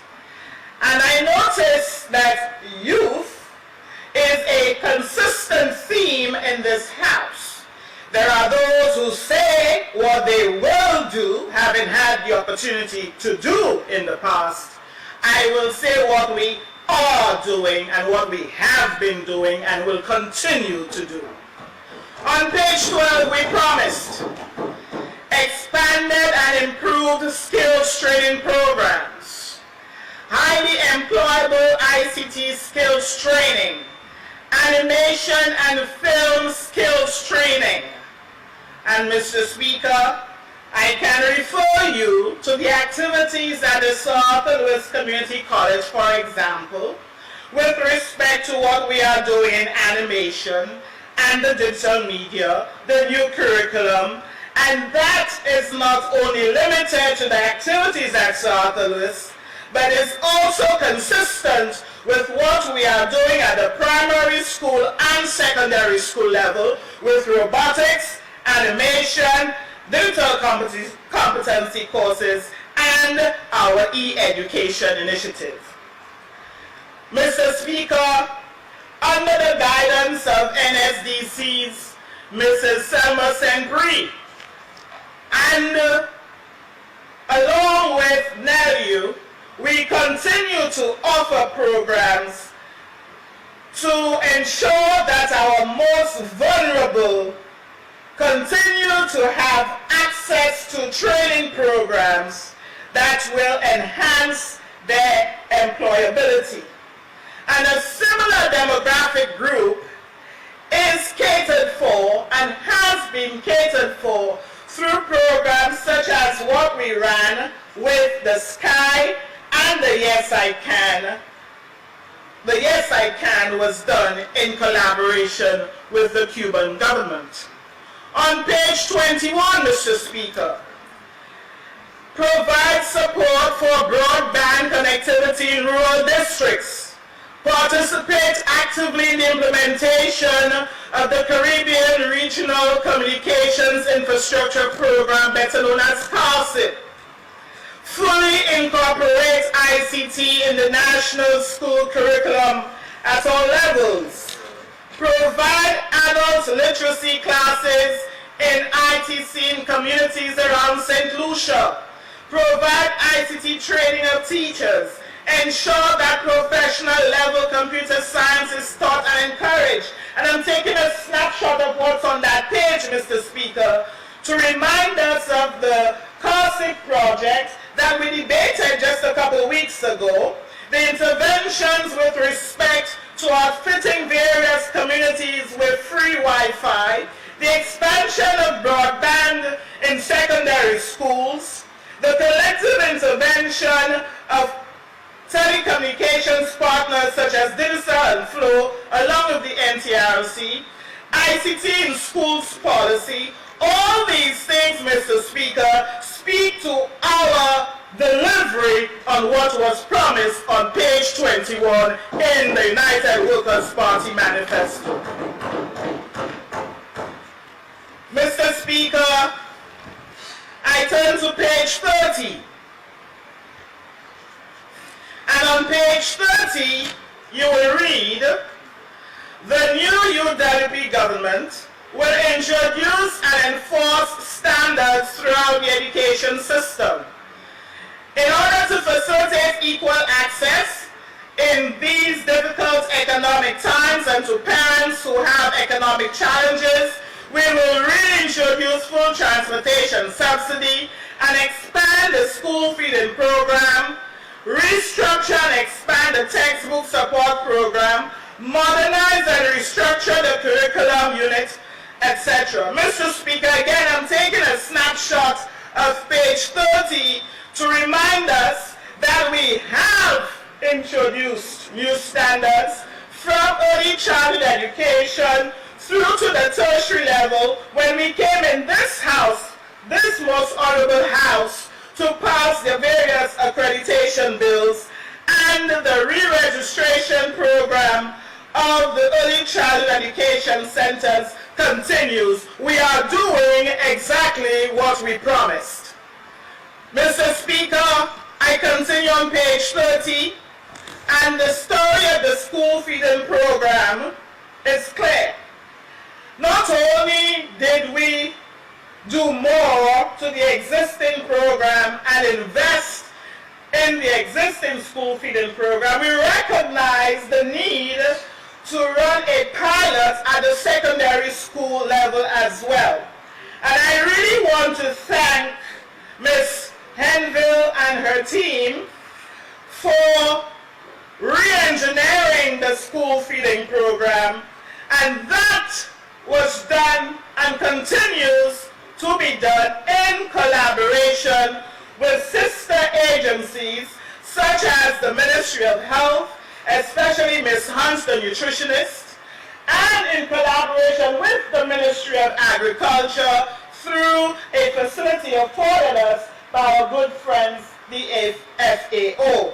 So, Mr. Speaker, when I hear suggestions of the need for the schools to work alongside agriculture and health so as to enhance the product offering as it pertains to school feeding, we are already doing this.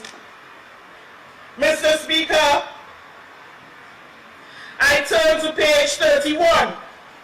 So the list goes on and on and on of achievements of the then Alan Shastey administration. And this is Dr. Gail Rigobert highlighting the accomplishments based on the promises that the United Workers' Party did make in that manifesto of, I believe it was 2016. And she's saying, look, here are some of the stuff that we have already achieved. And if you look at her carefully, she has sticky notes in the manifesto, which means that they're paying attention to the promises that they made to the people of St. Lucia. And so she has a sticky note saying fulfilled. We did. especially the school feeding program and transportation, where we always have to have a go at it, of course. But she's still going on. Let me just let you hear for a few more. Students with special needs. I will tell you what we have been doing, what we are doing, and what we will be doing in that regard. The Viewport Special Education Center is going to be completely renovated and rehabilitated. The Donata School will receive a new school, and plans are very well advanced in that regard. We have also, through our Special Needs, Education Needs Unit, sought to offer more support to students and parents with special needs.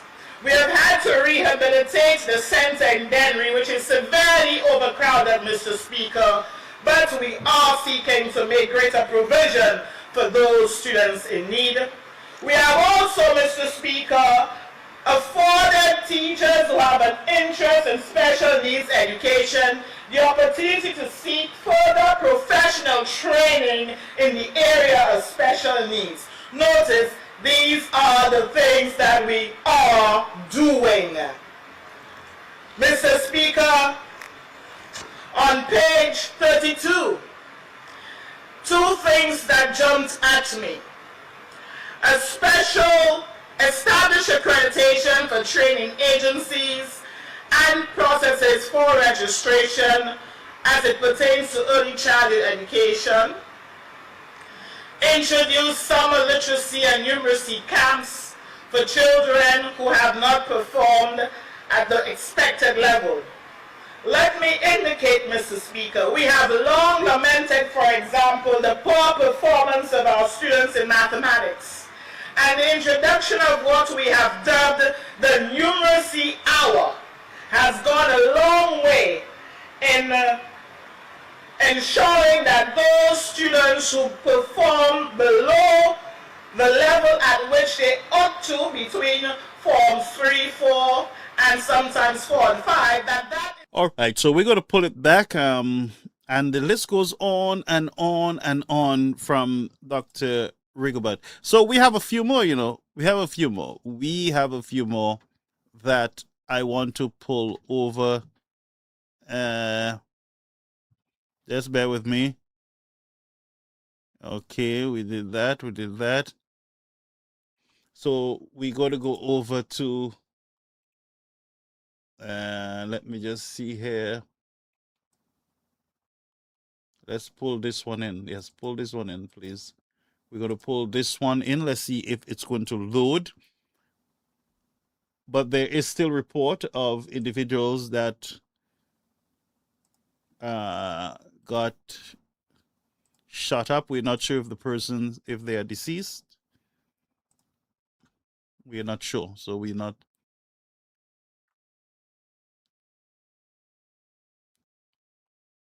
Okay, that one we can leave. Let's move quickly. Just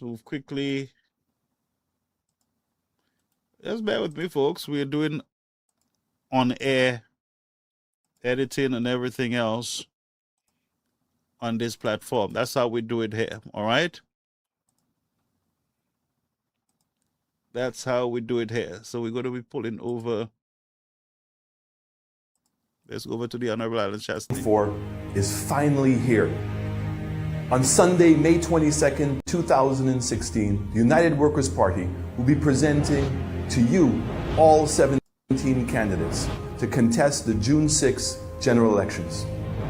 We'll be taking our campaign to the Jericho playing field for 3 p.m. Come to meet the workers and listen as we present to you our plans to grow the economy and put money back in your pockets. A new day has arrived. Liberation from an oppressive government has arrived. United Workers' Party is ready to govern and ready to build a new St. Lucia for all.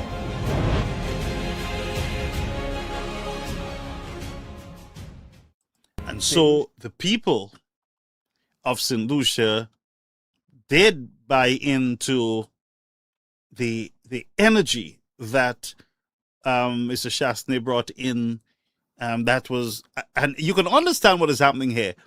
The people were stifling based on what they were saying during the Kenny Anthony administration. And so the people they just wanted a relief. They needed help. And so they hired the United Workers Party. And you can see young Mr. Shastney at the time, selling to the St. Lucian people, look, we have a plan. We have a plan. We understand your issues. We understand what you're saying to us. And we are going to do our best to try to take care of these situations. And I will tell you something really bad happened, took place as they tried to, correct some of the issues that the St. Lucians will complain about. So don't let nobody make you feel that, that Mr. Shastney was just elected by accident in St. Lucia because everything was fine when we handed over the country to him. Everything was fine and we gave him a good country. The people fired us because we were good. We were too good for them. That's why they change us and they hand over to Alan Shastney. Don't let anybody fool you, friends. Don't let anyone fool you. The people changed their government because they were not feeling the government, and that's a fact. That's a fact. Here comes Mr. Shastney's United Workers Party, fresh look, party looking good, organized, well-oiled, message on point. The people bought what they were selling. In the last general elections, the people did not buy into the message because the United Workers Party had a very good message. The problem there was that internal stuff that was not dealt with. And you had a host of the people feeling left behind, betrayed, confused, a host of the stuff during that time. And you cannot win an election like that because the people are going to see, look, you're not organized, you're not ready for this, we're not going to hire you. And that's a fact. You can talk about money, you can talk about everything else. Money was involved. That's a fact. Millions of dollars. But I am saying, too, a good message can overcome money. You understand what I'm saying? A good message can overcome monies. Unity can also overcome a host of the money being thrown at a political party in opposition. Unity. The unity was not there. We had a host of the people attacking each other on the UWP side. We have a host of disrespect during that time also. That's a fact. St. Lucians see, the people see. Now, this is the same St. Lucians who rejected the United Workers Party message. It is the same St. Lucians who hired the United Workers Party when the St. Lucia Labour Party was forming the fool. St. Lucia is St. Lucia, friends. Whether the United Workers Party win or lose, I am saying to you, the possibility is there that the same people who rejected the message or the plans of the United Workers Party could be the same people, when under pressure, can decide, look, we've had enough too, and we want to change. St. Lucia is run in a way, and we know that. Once the people feel the squeeze enough, they're going to switch. That's a fact. But political parties need to be well-oiled, well-disciplined. You cannot attack your own people. For instance, let's look at the Labour Party for a minute. You have Anson Maxwell. He loves what he does, of course. He loves it. He takes pleasure in doing it. And he's doing it because he believes that he's helping his political party. Nothing wrong with you helping your party. But then when you have people within his party attacking him, gossiping about him, assassinating him in their groups, and I heard it with my own ears, disrespecting him, key people, then that's a problem, because what you do is that you deflate the excitement in your surrogate. When you do the same to me, you are deflating the momentum. You cannot stand before the people So therefore, unity is strength. It is always strength. Throughout history, unity has been strength. When the people wanted to rebel against God, they built this Tower of Baal and they were going up and up. They were so unified in getting up there to do their rebellious stuff, to do their thing. They started working together like ants, to the point where God looked down and he saw this thing and he had to just confuse them. Unity is strength. Unity is powerful, friends. Unity can overcome a whole lot of obstacles, because in unity comes love. And the Bible says that love covers a multitude of sin. You know what that means? You will have issues within your party. You will have party people hurting each other. But because of your love for your party, your love for the message and the policies, your love is going to overcome that fault. It's going to overcome the errors. If you look at the Labour Party now, they're not 100% unified, of course, but they have a sense of we got to protect our wins. They are unified in the idea that we got to protect those wins. By any means, we got to do it. That unity will allow them to feel the squeeze, feel the pressure of the high gas price. They will feel the pressure of the increased water bill. They will feel the pressure of gas and all and the medical stuff. They will feel the pressure, but because of their love for the message, the love for their win, the love for their party, what they're going to do is to cover the multitude of sin. They're going to cover the fault. So you will hear them saying, yes, taxes. We love taxes. Back with Kenny Anthony, they were saying, no, that's too much. We're tired of you. They got rid of you. They did that. They were not too unified then. And that's a fact. But they are unified now in protecting their victory, to the point where their unity is giving them a love that covers the multitude of faults, sins, shortcomings of their party. So Philip Chipper will make errors in speech, errors in leadership. They will cover it. They will go with it. They will say, it's okay. He's our guy. That's the unity that overcomes money. That they are willing to take the squeeze. They will bite their lips.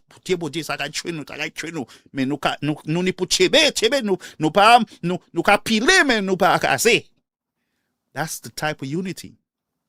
And until the United Workers' Party supporters and machine get to the point of understanding that we're not perfect, but we must be able to develop a unity where we can take care of the dysfunction, we can take care of the shifting around of some of our leaders that might not be the right people at this time to lead the party, but they're our people. We love them, but we're going to say, look, we're going to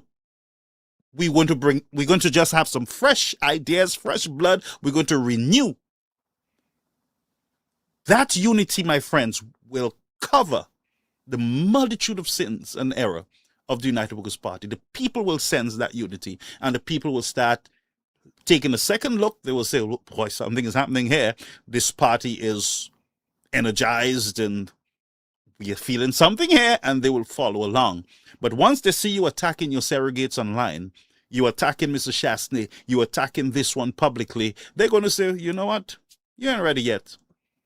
You attacking your very own. We are looking for a solution. We are looking for an option. We are looking for leadership here. But you guys are busy fighting, and we are tired of Labour Party. We need someone to rescue us, to come in, but you are busy fighting each other. Unity, friends, is strength. History has proven that. History has proven that. And I am right on this one. You can say what you want about me or to me, but what I just say, there's wisdom. And it makes a whole lot of sense. And by the way, you don't have to hate someone to remove them, from a position. No, but it is the way you're doing it. For instance, if you say to me that, Mr. Shastri is not the right leader for this time, let's get new idea, fresh blood. You don't go online cussing Mr. Shastri off, saying that he's this, go, we don't want you anymore, we want new leader. You don't do those things. If you love your party enough, your love will cover a multitude of sin. It will cover a multitude of faults. And you know how it will cover it? You would recognize the fact that, look, we need a shift here. We need a new chairman. We need a new constituency branch leader. We need a new general secretary. We need a new PR. But we're going to do this in love. We're going to do this with unity in one voice. But what we are not going to do is to insult our leader. We're not going to join with the Labour Party in damaging our leaders. We are not going to do that. We cannot afford to do that. That disunity, friends, breeds dysfunction.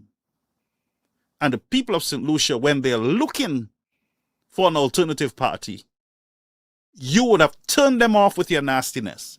When you would have already said to them that your leader is no good, time for him to go, and then, let's say the entire machine of the party and people of the party decide to elect or to reappoint Mr. Shastri, you would have said so much about him in public. How do you want to sell him back now to the St. Lucian people? And the Bible speaks of wisdom. It says those who lack wisdom must seek acts of it. But some of us, of course, are so not disciplined that we will hurt an entire party to get rid of one person. And then you stand back and say, you see, the party mashup.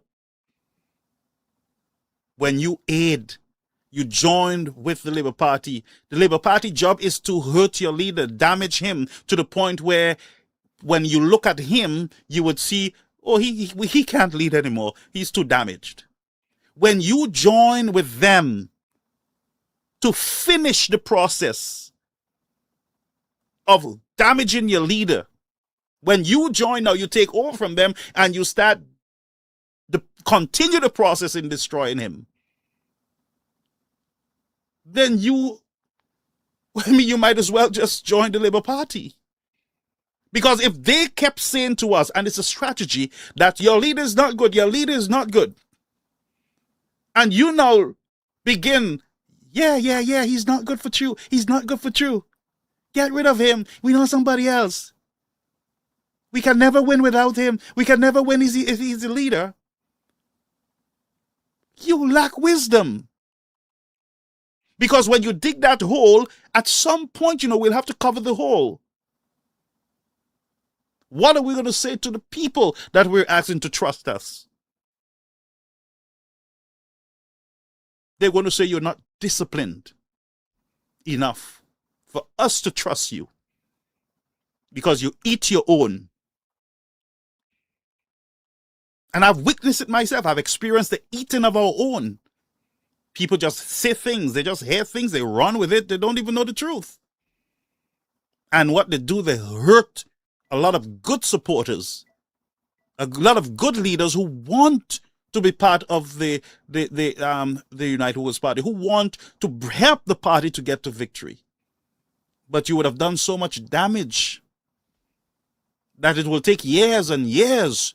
It will take a new generation in order to recover from the damage that some of us who are elderly, who are at an age where we should relax ourselves and have some discipline and maturity. It will take a new generation to fix it. The damage that we would have done to our own party. So I am saying tonight to UWPs, chill out. Allow the party to continue their reflection, their cleaning up in silence. The Labour Party don't need to know what we're doing. They don't need, that's not their problem.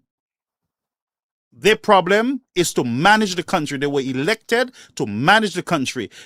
They were elected and we were given the time by the people of St. Lucia to fix ourselves. So that when they look back now, they can say, okay, we're ready for you. Come now and lead. That's how St. Lucians do it. They give you time to recover. They give you time for rebuilding and refocusing. But every time they look back, they see you in some nonsense cussing off your leader, cussing off this one. Shastney must go. Shastney must go where? Mr. Shastney has proven himself. He led us through COVID-19. He led us through the worst of time. And what we can do is to look back and say, yeah, the people don't want you. Who people don't want you? Labour Party don't want him. Can you imagine the Labour Party is telling you that our leader is not a leader, he's not good. And you are telling them, yes, he's not good for true, we have to get rid of him. Think about what you're doing, folks. And tell me if that makes any sense. Labour Party is interested in our leader and our well-being. Why you think Labour Party would tell you, get rid of your leader? Why? Think about it. Because he's bad? Come on, use your brain. Anyway, we'll talk about that. But I wanted to say that publicly. It makes no sense. You know, you will never see Labour Party hurting their leader or joining with the UWPs to hurt their leader. You will never see that because that's not strategy. It's not good strategy. You know what some UWPs, oh, well, we can't be quiet. This is what we're covering. It's wisdom, not covering. A matter of fact, it is covering because, as I said, love for your party, your nation, love for the policies of your party will cover a multitude of errors. And it's not to say that the United Workers' Party did not err in their leadership at some point, you know. It's not saying that. Yes, we have to acknowledge our weak points. We can't say we were strong, we were good. No, we were not always good. We made errors. But what we are saying is that because we are United Workers' Party strong, we are not throwing our people under the bus because you want us to throw them under the bus. If we decide to throw any one of our people under the bus, it's because we want to throw them under the bus. Not because you said to us, our leaders are not good, we should get rid of them. We didn't ask the Labour Party for advice on our leadership. We elect our own leadership. As a matter of fact, the people who are complaining about our leadership in the Labour Party are ex-UWPs. They still have UWP in their blood. But they're kicking against the prick. Anyway, let me go over to Timothy on Newsworld, DBS. St. Lucia Labour Party is again accusing the ruling United Workers' Party of breaking election campaign promises by not delivering on the promised 50% reduction in license fees.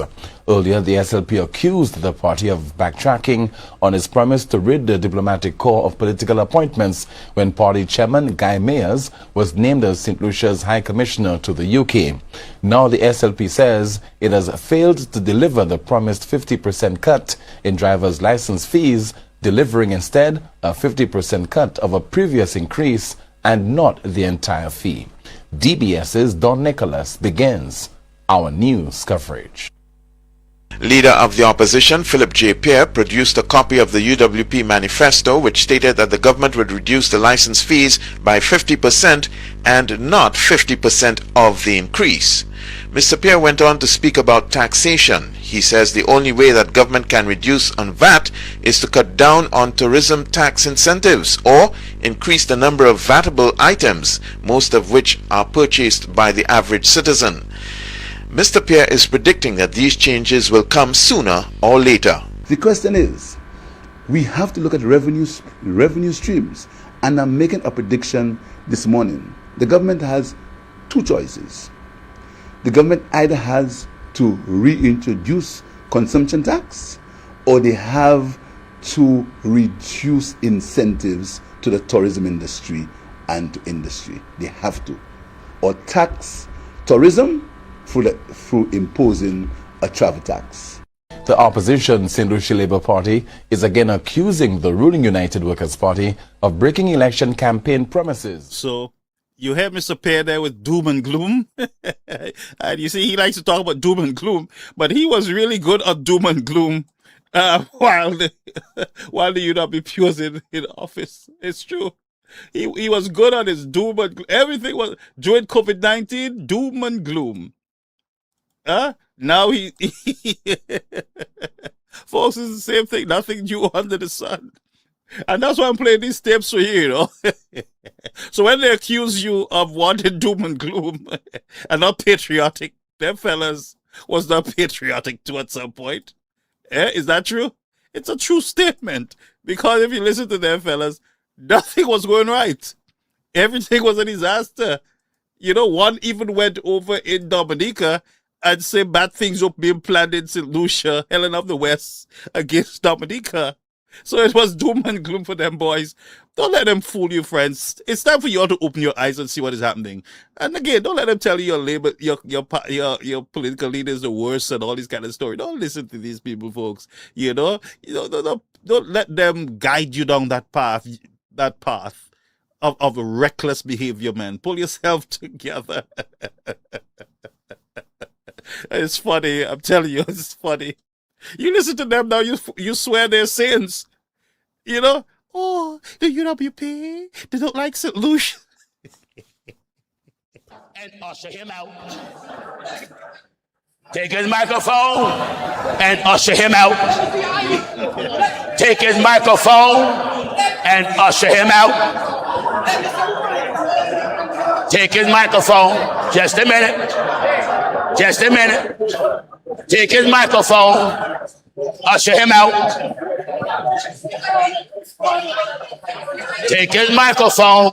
Hey, no, don't take my microphone, folks. All right, so we have something here from the UWP. Long time, and these things are fact, the verifiable fact. As allow me to enjoy myself. Allow me to enjoy myself. Allow me to enjoy myself. Allow me to enjoy. Allow me to enjoy myself. Allow me to enjoy myself. Allow me to enjoy myself. Allow me to enjoy myself. Allow me to enjoy. Allow me to enjoy myself. Allow me to enjoy myself. Sorry. I don't know what happened there. Allow me to enjoy myself. I don't know what happened there, folks, but let's put the video up. Allow me to enjoy myself. Allow me to enjoy myself. Allow me to enjoy myself. Allow me to enjoy myself. Allow me to enjoy. Allow me to enjoy myself. Allow me to enjoy myself. Now that used to burn them fellas, They used to be saying, oh, Shasney pretending, going and sit down on people's step and pretending like he's cooking and eating mango and guavas and he don't understand the people. He's not one of us. You remember all this? And that's what Gail Rigobert was saying. All this racism and nastiness were not even necessary. You heard him, right? Eating guava in suit and you'll never see me eating guava in suit. Remember Pear was saying that? All this kind of petty politics, of course. But it was doom and gloom. Mr. Shasney would sit and, you saw him there with the people trying to, with the spoon and everything. They would have a big problem with that. He would be eating a mango. Big problem. The man would be passing from a meeting from Vieux Fort headed to Rosalie. When he gets to Tamazon, he stopped to get a bread, and they would have a problem with that. They would have a problem with everything the man did. So don't allow them. Don't join them in that behavior, my friends. Please, don't do that. We will be laughing at you right here on the set. Don't do that. Or guess what? We will take your microphone and usher him out. And we'll usher you out. Take his microphone and usher him out. I don't know if Mr. Shasney can cook, honestly. One of these days I'll ask him. I don't know if he can boil water. But it's good optics. It's good that he's there with a spoon turning whatever it was. I hope it's not cochon, because my friend's not supposed to eat cochon. All right? So I don't know if he was turning cochon or manico or whatever he was turning there, but it looked good. And it appealed to people, of course. It make him look more with the people. And that's a fact. Politicians do those things around the world. And I don't think we should bend ourselves. Even when Philip Chappelle was in the shop eating his cheese corn curls or whatever it is, what I'm saying is that allow the politicians to, do their stuff, but they shouldn't be overdoing it, of course. So as I said, ma have shisha this sabui baje or by ma have, don't ask me how. Don't ask me because you'll have to take my microphone and usher me out. If he can't cook, we'll teach him how to cook. So our PS problem. No any problem except. Checkly. So that's our problem. SLP is not your problem.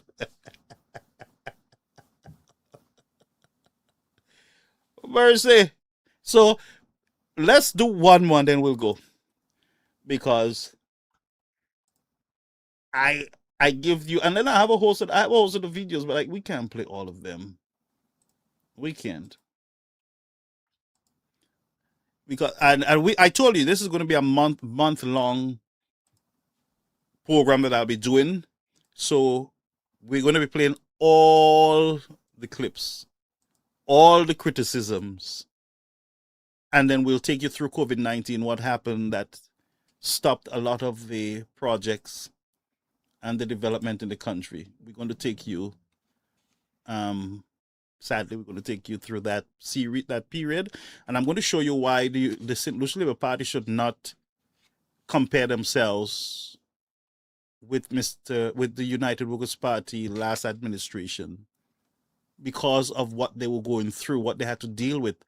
The St. Lucia Labour Party should have recognized the times during COVID-19, and they should have calmed down with the extra pressure that they were putting on an administration who just needed to focus on protecting the lives of the people. They were not doing a good job incorporating. They were complaining. It was doom and dooms, and they were not patriotic. In other words, it was doom and gloom. It was like everything was bad. The Black Lives Matters was in the place on their knees. Things were so bad that they had to form a Black Lives movement in St. Lucia because people's rights were being taken away in the country. We needed a civil rights movement in the country once again. It was doom and gloom, and Cabot was doom and gloom, and DSH gloom and doom, and the breaking down of the old dirty prison, doom and gloom, and oh my God, everything, my friends, the management of COVID, doom and gloom, the restrictions, doom and gloom, COVID-19 wardens, doom and gloom. Oh my God. That's a very good question. But what I like the best is how we intend to address it. Attending to address it is not in my it's not in my past the stage where I intended when I can address it. Listen to me. It was doom and gloom. Everything that the UWP touched at the time was doom and gloom. So there is nothing new under the sun. So when the United was passing out, giving them a taste of their medicine, then they cried foul. You're not patriotic. They don't like the country, and they're not one of us. And you guys did. He without sin cast the first stone. I dare you.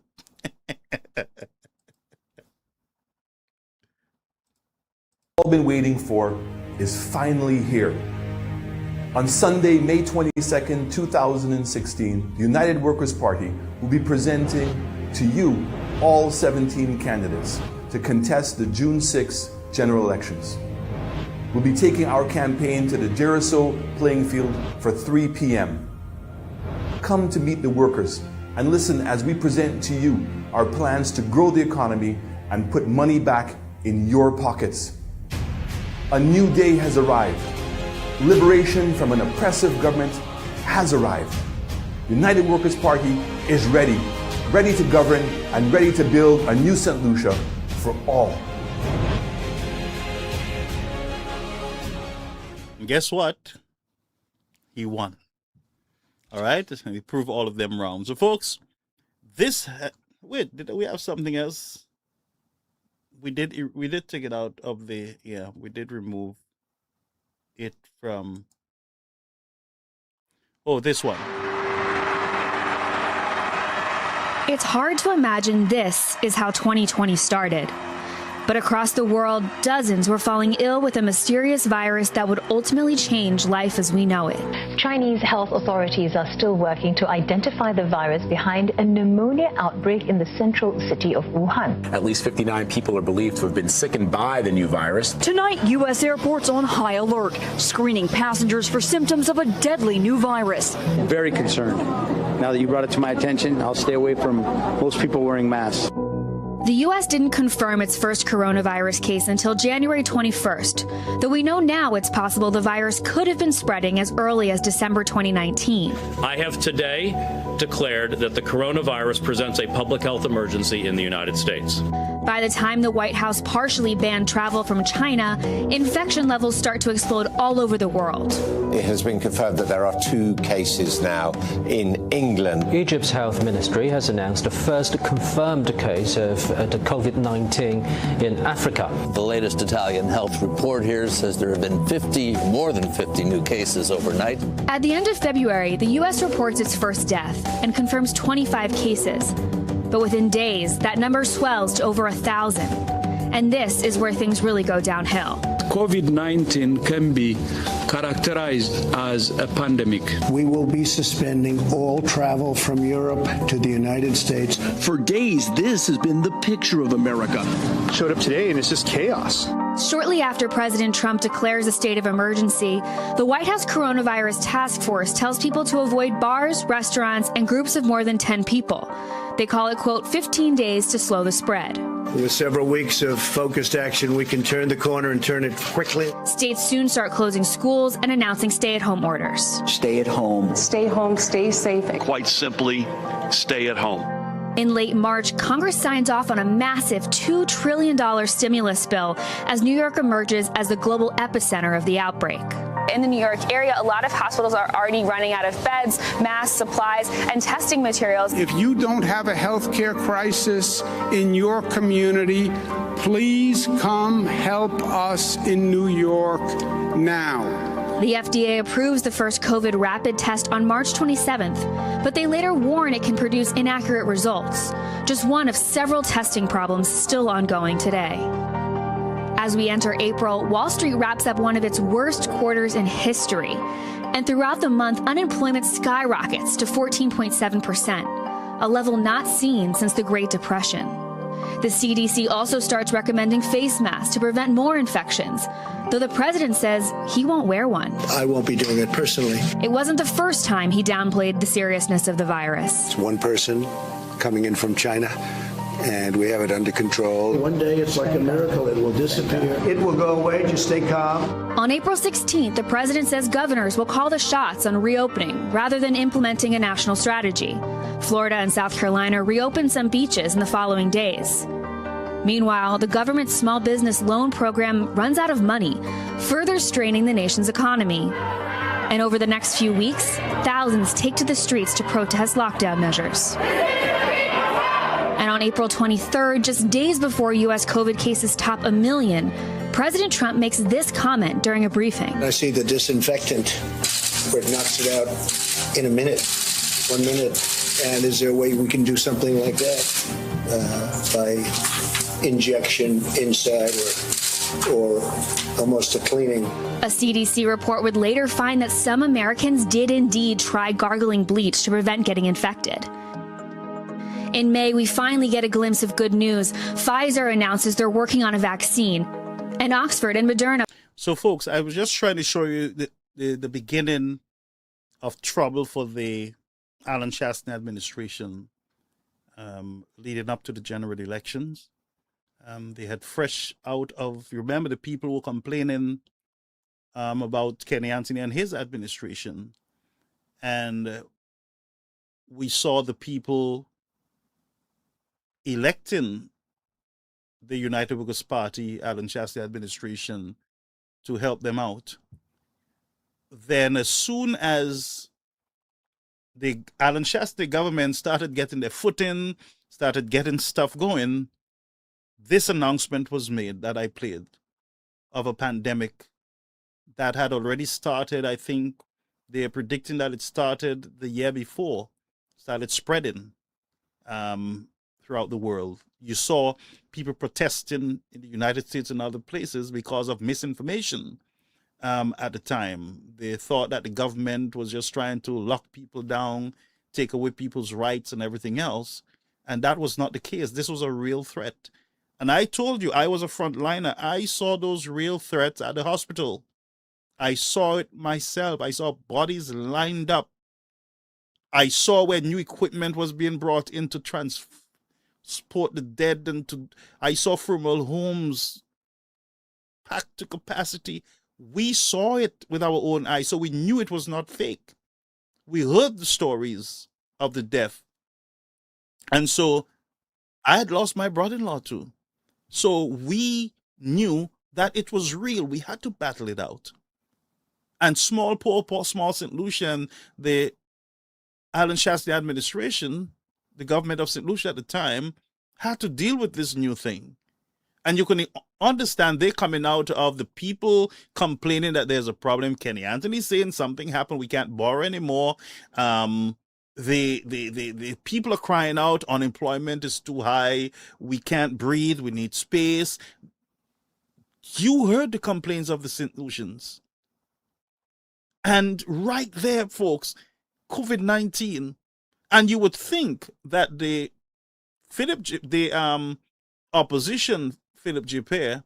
would have been more patriotic, right, at the time, and cooperate and help people to, talk to his people, because he has his people to talk to them and say, look, guys, we got to work on this one. This is serious stuff. This is about life, the lives of St. Lucians. This is not about power. So let's try to work this out to help the government at the time. We heard Sean Edwards came out. He said, you know what? I went to a meeting and the government of St. Lucia, Alan Chasney and his team, they're doing excellent. I couldn't believe what I saw. It is a beautiful thing that they're doing. And we saw Philip J. come in and said something different. It was doom and gloom, And so it was doom and gloom for real. And a lot of people lost their lives, but we did not get the support of the party that should have stepped in and assisted during this serious time in getting information out. Instead, there were a lot of propagandas, there were a lot of strikes and protests, and a whole set of stuff was happening, friends, and that was not right. And we got to remember that. So don't let nobody tell you that this UWP administration did nothing, didn't care about the people. That is wrong. That is false. And we should not encourage it or even tolerate it. And every time you have the opportunity, you share those posts. Every time you have the opportunity, you share something that the United Workers' Party did. You get on social media, some of you can speak about it, but never give them all the ropes so that they can just say things and you cowardly are sitting by because you're afraid they will say things about you. What can they say about you that they have not said? All they're going to do now is repeat what they have been saying. They have exhausted their insult bank. That's true, it's bankrupt. As a matter of fact, some of them have their own mépris that is turning around on themselves. The same mépris that they gave you and I is back on them. As a matter of fact, some of them are going through hell and high waters now because they have passed false judgment on innocent people. They have tried to curse innocent people. And the Bible speaks of shedding innocent blood. Yeah, it is okay if you're telling the truth. It's okay if you highlighting, something that makes sense. But when you start besmirching people's character because of their position, because they're not in your party, whether it's UWP or SLP, it's wrong. It's not healthy for your democracy. And history will judge you harshly, I'm telling you. I told you guys, history will judge you harshly because you're documenting history. You are writing history now. A generation to come will be reading what we pinned down for them, what we documented for them. They will look back at some of us and they will laugh at us and they would say to themselves, how ignorant, how stupid, how ignorant. What was this person thinking? Oh my world. This is an abomination. Some of us will bring embarrassment on our generation when they look back and listen to some of our conversations and our attitude and how we are insulting each other and the disrespect and unrighteousness that prevails in the land. History will judge you harshly. This is what I leave with you, my people. Be civilized. Be human. Get back to caring for each other. Get back to loving a little more and ease off of the hate and the besmirching of characters. Ease off the pedal and just be human for a while and understand that all red, yellow are sons and daughters of St. Lucia. You are one people, one nation, one. You are one. Different ideas, different political parties, different emotions, but you are one people. Always remember that. You don't need to fight. You don't need to fight each other. And you don't need to insult. I went to the elections of the St. Lucia House. And I sat there and I looked at the people who were there together and I'm like, this is what it's supposed to be. You don't have to be insulted. Even though some had some very bad intentions, they're doing all kind of recording and trying to catch you, even spreading propaganda, stuff that was not true. Spreading false information, So all I'm saying is that you don't have to do all that to prove anything. Just be human. And that will go a long way. Be human wheresoever you go. Don't be fighting in every hole that you go, every corner you're ferocious and all kind of story. Be good. And good will follow you. And that's one of the orders. That is divine. Blessings to you folks. Thank you so much for being here with us. I need to go and take a rest. I give you a lot of time tonight. So long. Bye-bye. Now they can take my mic Usher him out. And usher me out. Take his microphone and usher him out. Take his microphone and usher him out. Take his microphone. Just a minute. Just a minute. Take his microphone. Usher him out. Take his microphone and usher him out. No. Take his microphone. Tuesday Night Power Hour. Live every Tuesday at 8:15 p.m. on Facebook, YouTube, and GVV TV channel 115. Join your host, Garfield Olliver, as he dives deep into the latest inclusion developments, regional affairs, and global issues that matter to you. From politics to the economy, community stories to international headlines. We cover it all with real talk and real insights. Stay informed, get the facts, be part of the conversation. Don't miss out. Set your reminders, share with your friends, and tune in. Caribbean American News Media. The news you report. Welcome to Caribbean American News Media. Let's get to work. I'm here to help. Welcome to Caribbean American